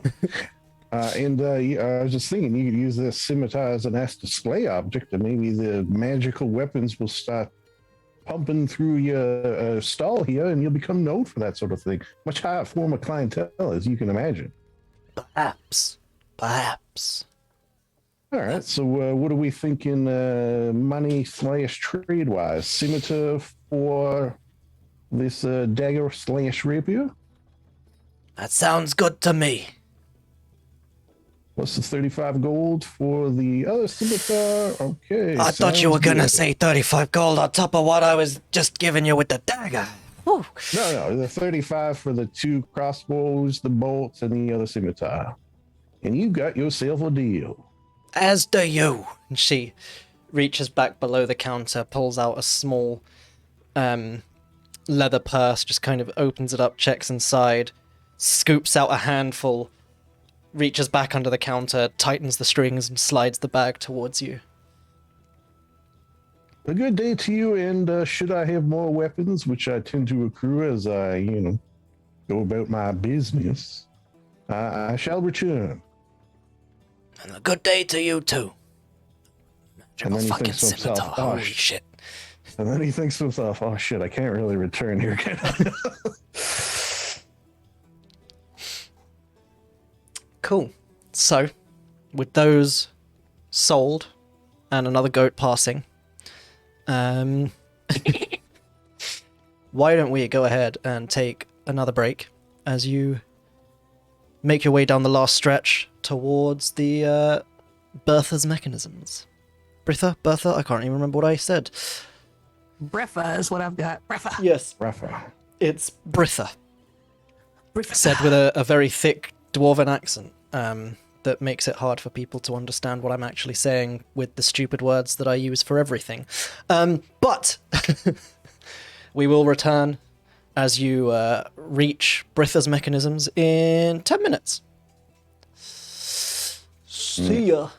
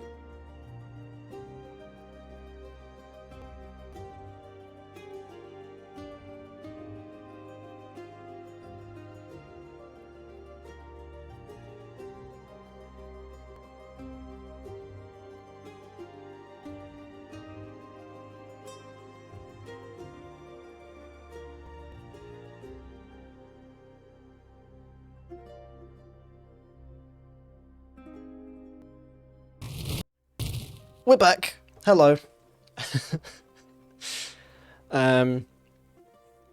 So, where we'd left off, you were heading towards Britha's mechanisms.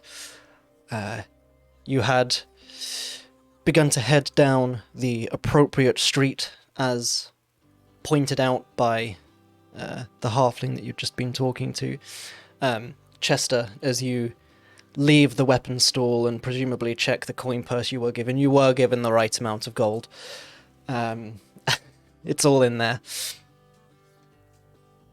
And as you continue to make your way down the street, you do eventually, as you were warned, even over the hustle and bustle of the crowd, you can hear whirring and clanking and clockwork gears kind of clicking along each other, before eventually you kind of hear a buzzing almost overhead, and you look up and you can see what seems to be a small mechanical hummingbird that's just kind of hovering above your heads before darting off somewhere else. And you can see all manner of mechanical creatures just around this vicinity. As you approach a 2-story shop from the looks of it, with a large metal sign that's just kind of hanging off the side in the shape of a large cog, and in nice big arcing letters around the top of the arch says Britha's Mechanisms. And you're probably about... Sorry, when you said a large cog, I heard another word there. Oh me, oh my. It is one of What kind those of shop is days. this? You're Jeez. kind of about 10 feet away from it, and you can see by the doorway what seems to be a large statue of a mechanical humanoid. Wow, I really wish one was here to see this. Yeah, really. Brother? Hello. Fascinating. Does kind of feel like something he would like. Well, we make a mental note and bring back here at some point. Yeah. And as you approach the door, the head of this, what seemed to be a statue at first, suddenly moves. You hear the cogs whir into motion, the eyes light up, and you hear, "Hello. Welcome to Bertha's Mechanisms." Indeed. Greetings, I am Chesterfield. Pleased to meet you. Greetings, and then you just hear a long whirring sound, and then, "Chesterfields? It's a pleasure to make your acquaintance." Use well, use well. What is your name, fine individual? My name is DC 599321. Just out of curiosity, how are you at fighting? I'm not saying we're going to replace one. It's just he's not here right now. The head kind of clicks and cocks to the side and clicks back. I do not fight. I simply welcome. All right, okay. Well, you could never replace Warden. He's irreplaceable. Who would even mention such a thing? Right? It's ridiculous. Yeah. Consider ourselves welcomed. Yes, welcome. I'm Mira. Nice to meet you. Hello, Mira. Nice to meet you too. Good to know that that's what I sound like. It's the best I could do, okay? No, I love it. Well, shall we? Chester grabs the door and holds it open. And I There think is we a- shall. Tinkle of a bell as the door opens. You head inside, and this workshop is incredibly cluttered. There is, fortunately, you can see a clear path to various areas, but every available workspace is covered in various mechanical clutter. You can see along the walls, and some hanging from the ceilings are just various swinging pendulums, interlocking gears. In the center of the ceiling, there is this large kind of multi-banded ball from the looks of it. It's hollow, you can see all the way through it, and you can just hear constant clicking and whirring from the gears that you can see, as one of the bands kind of suddenly shifts and rotates before stopping, and then another one shifts, and then it stops. Fascinating. And then a small mechanical... another kind of small mechanical humanoid figure approaches.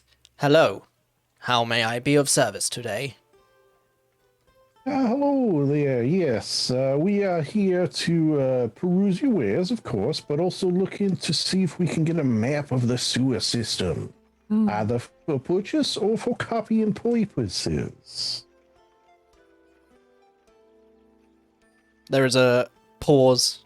You hear the whirring of the cogs in the machinery, and do you have requisite authority for maps of the sewers? We do, of course. Yes, we were sent here by Swifthammer. Thank you. Oh, Lord Swifthammer. The head cocks to the side and back. This information has been processed and sent to Britha.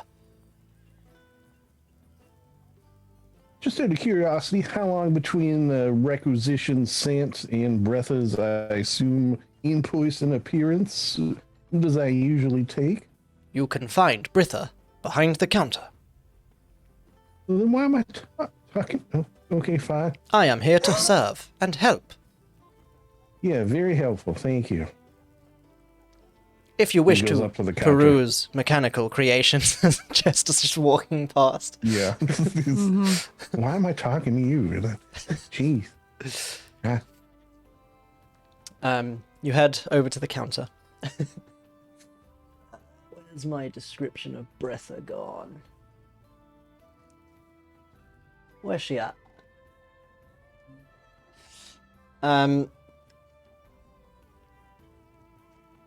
Shit. Here we go. You can see, stood behind the counter is what seems to be a human from the looks of things. She has a very square face, this kind of thin, silvery hair, eyes that are kind of narrow and squinting, but you can see, kind of as you're approaching, she hasn't noticed you yet over the various sounds of machinery, and she's very intently looking at something on the countertop, and she slides a pair of goggles over her eyes, and they are suddenly massively magnified as she's staring down. And as she hears you approach, she slides them back up. The eyes return to their normal size. And, hello. You can see, like, as you're close now, just the heavy ring indents from clearly she has these goggles on a lot. I am Yura. Hello. Hello. How can I... Is you? How can I help you today? Is there something Well, I you're just- in the market for? Did the message get relayed? It's been about, I don't know, 5 feet away. I did a message. Has it made its way to you yet? Yes. Was that you? That was me. Yes, yes. I An see. interesting system of message delivery you have. Normally, I would just walk the It is 5 indeed. feet. And she kind of reaches down under the counter. So, if if a message needs to be relayed to me, then and she just I'll send a test. Watch. And she presses a button on the side of this, almost looks like a typewriter that she's placed down on the counter. If a message is being relayed by one of my various automatons, then, once received and sent to myself, and she presses another button on the side, you hear the gears clicking and whirring, and you hear and you see a small piece of paper slowly rising out as words are being typed on it. And then it stops. She tears it off. See, and she turns it round and it says, "This is a test." End. Beautiful. Fascinating. Quite. So, General Swifthammer sent you. And she places it back down under the counter. Yes, he suggested you may be able to help us vis-a-vis getting access to the sewers and a sort of a map they're in. Terribly sorry, but could I request, is there any form of identification or some sort of writ or chit of some sort that might have been provided by General Swifthammer? Oh. Yeah. Just as a precaution. Of course. You want maps of the sewers, and that could spell disaster for Right. a town. We have these boxes that he gave us. Because I'm assuming they don't go to everyone. And she holds out a hand without saying anything. Here you are. The goggles slide down, you see the eyes just wide from the lenses, and I see, and she turns around, turns a dial on the wall behind her, the light above her head gets brighter. You watch as she turns back to the box and kind of taps on the side of the goggles, and her eyes get even more magnified. Well, that does appear to be his seal. Sorry, do you mind if I just... And she pulls out a small device from her apron, twirls a dial on the side, and starts kind of tapping and poking at the box. Holds it up, looks at it, turns the dial on the side of the item again, places it back. Well, it does all seem to be in order. And slides it back across the counter towards you, and then realizes she still has the goggles on, spins a dial on the side, the eyes slowly shrink, and she slides the goggles back up. Yes, the sewers. Do you mind if I ask why? Goblins. Yes. Ah, the goblin attacks, I see. So, I see. He decided to give some credence to my theory that they might have snuck in through the sewers then. Took him long enough. Yes. Great mind. Apparently so. And she reaches down and unrolls a large parchment map. It's somewhat basic, but it does provide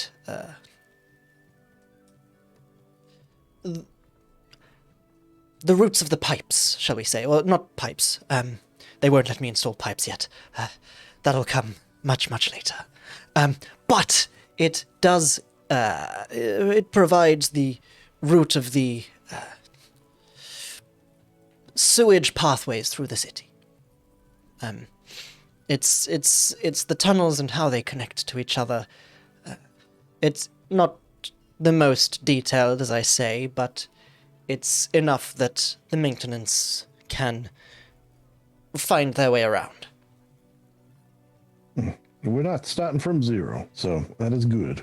Precisely.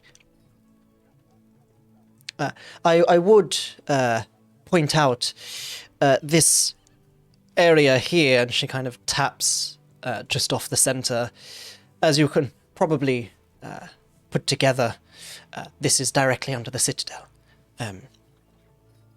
And here, and here, where there are widenings of the routes, is roughly around where the three entrances and exits of this town are. She points off. One side is the three ridges. Apologies, I can't read my own writing. Three ridges. The fuck me, I just can't Run? read shit. The I was run going for the and other one dark first, knot, but perhaps? yes, there is the run. Dark knot, Yes, perhaps.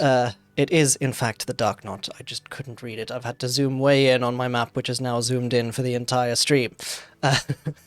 But yes, it shows where the entrances and the exits are. The three ridges, the run, and Dark Knot. To our knowledge, I do believe the path, if you were to travel overground, the road which leads out of Three Ridges is the one which we believe leads to where the goblins are encamped.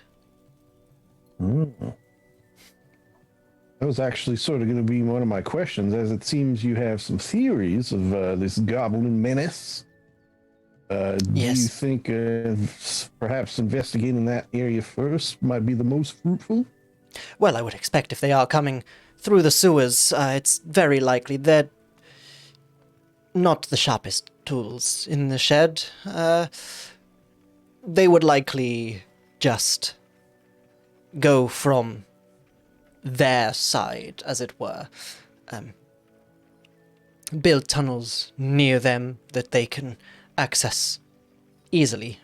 They're not the sort to find a way around the city to attack from another side so that we would think they're attacking from somewhere else. That's much too advanced for a goblin.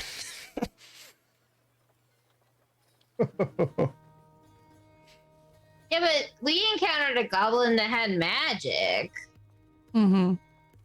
Well, magic goblins aren't entirely uncommon, I would expect. Although, I find it more likely it would have been passed down through potential generations of magic casting goblins. I don't think a goblin would be picking up a book and learning spells. Well, Stranger We things have happened, I also- suppose. there may be outside influences by way of at least an entity masquerading as a deity. Fascinating. So while historically goblins might not be the academic sort, there could be outside influences that are By telephone, advancing imagine them. a school of goblins. Mm.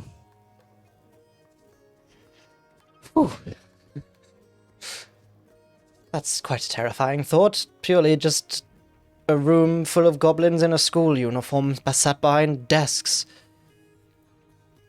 I don't know. Why is it terrifying? That sounds kind of adorable. Cute, really. yeah. With their big maws and sharp teeth, To each their own, I their suppose. big yellow eyes, glaring at the chalkboard. Hey, nothing wrong with yellow eyes, Oh, I love it. he says with his yellow eyes. I think this is an adorable picture. Same. Well, is there anything else you require outside of just a map? Perhaps I could interest you in something from my workshop? Well, while we're here, Ew. Exactly. my companion, Rip, and she'll gesture up at her head, and Rip waves from where he's hanging off one of her horns. You are adorable. Is he not? I was thinking you have all of these wonderful little flying and whirling and whirring and spinning devices. If perhaps there was something that Rip could utilize for fun. He's a big, In profit. fun enthusiast. I see. So I like to promote that. Well, I tell you what would be absolutely adorable. Mm-hmm. And she turns and kind of presses a few buttons on the wall behind her. Just bear with me one moment. And just kind of stands there awkwardly. And then you hear whirring coming from behind you as another small automaton, this one with just a small single wheel, comes whirring towards you, holding a box in his hands, places it up on the counter, spins, and wheels away. And she, this is usually a toy for children to play with, but given some time, I could potentially modify it. And she opens this small box and pulls out effectively a model airship, just kind of like a small version of a hummingbird airship with these hummingbird-esque wings on the side and a tail rudder. Usually it would be controlled by means of this, and she kind of lifts up the lining of the box and pulls out a small gauntlet that's clearly sized for a child's hand.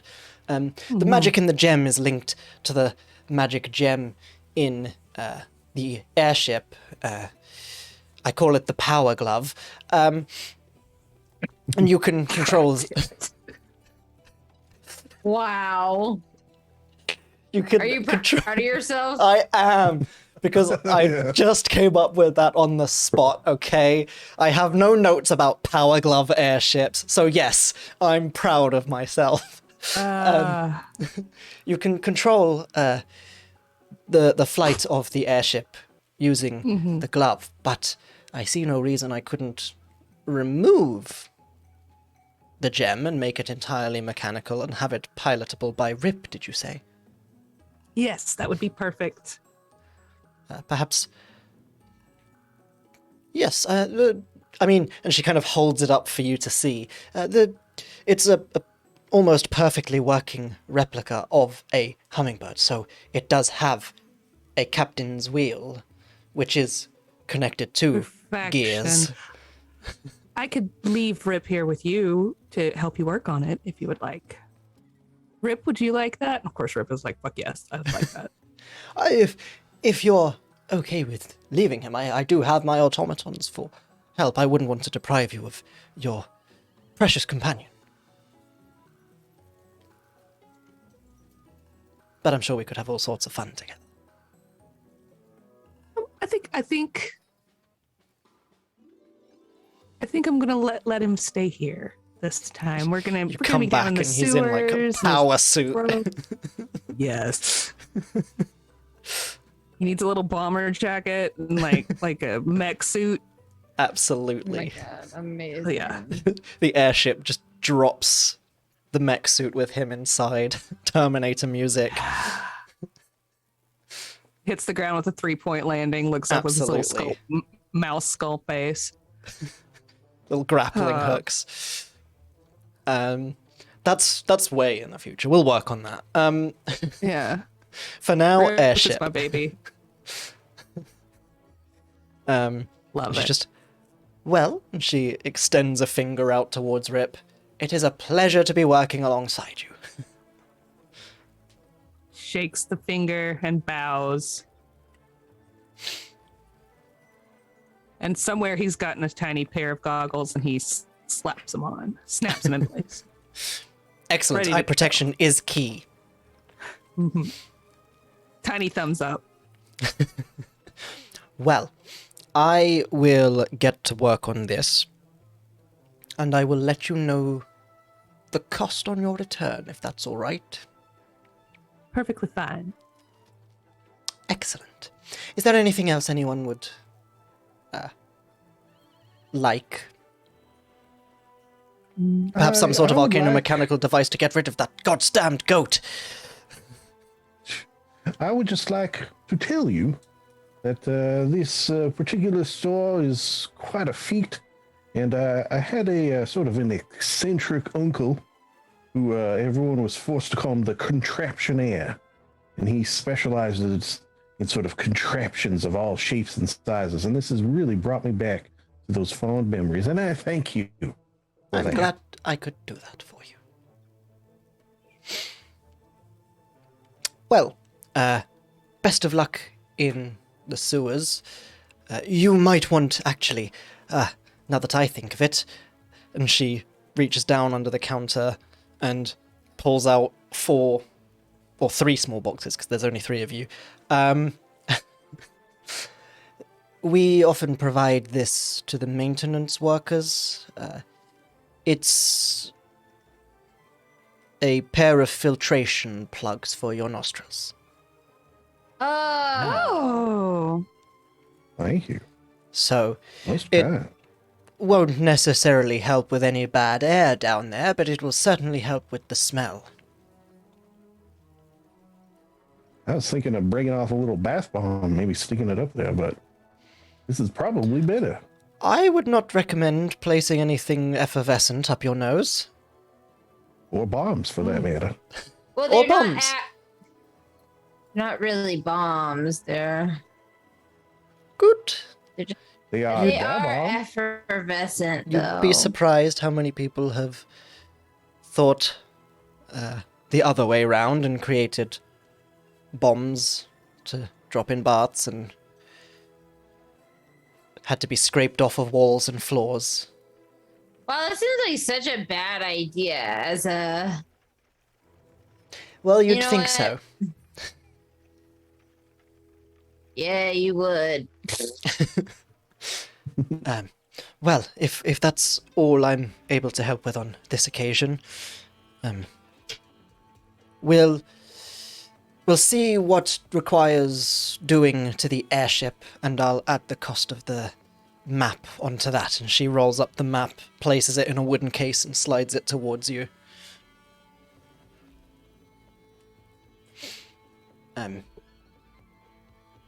But if that's everything, good luck in the sewers if you do happen to encounter any goblins.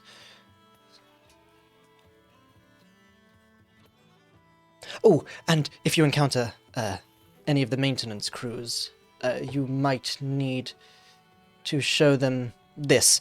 And she slides a small metal cylinder towards you. They all carry one. It's a token of mine so that we know they are scheduled official maintenance crew. Oh, that's kind of neat. Yes, well, the general insisted on it. He's somewhat cautious of having easily infiltratable sewer tunnels underneath the town. Not that they are easily infiltratable, but he is cautious that they could be, you know what I mean. Totally. But yes, excellent. Well then, Rip, let me show you how the airship works. And she kind of throws it up into the air and it starts hovering around her head. And with that, we will end our session there. Wonderful. Thank you. Yay, thank you. With the game-breaking item that is Air Rip. Which I now need to make a note is absolutely being written on the side of the airship. Nice. But I mean, you know me. I'm not really going to use it for anything. It's like, he's going to fly over and scout the enemy territory. No. I mean, a mechanical airship is a lot noisier than the familiar running in. So you could. It's a lot easier for them to spot him. As they just hear like... We don't risk Rip like that. We don't do It'd be that. a lot funnier. We don't do that here. Oh yeah. We'll do it to like in the Hunger Games, go and drop the little like umbrella or parachute things that go ding. Absolutely. Well, as we theorize on Air Rip, we will end it there, and I will see you guys, and of course our intrepid viewers and fans, next time. Thanks everyone who came along and watched, and thanks for the follows. Yeah. And Thank you. the Thanks, awesome everyone. interactions in chat. We love you all. And we will see you. Oh, I didn't even join chat this time. Wow, Steph. Wow. Oh my god, you really don't care. You're such a problem player. I just realized we haven't actually ripped into Steph once this session. Wow. And with that, we'll see you all next time.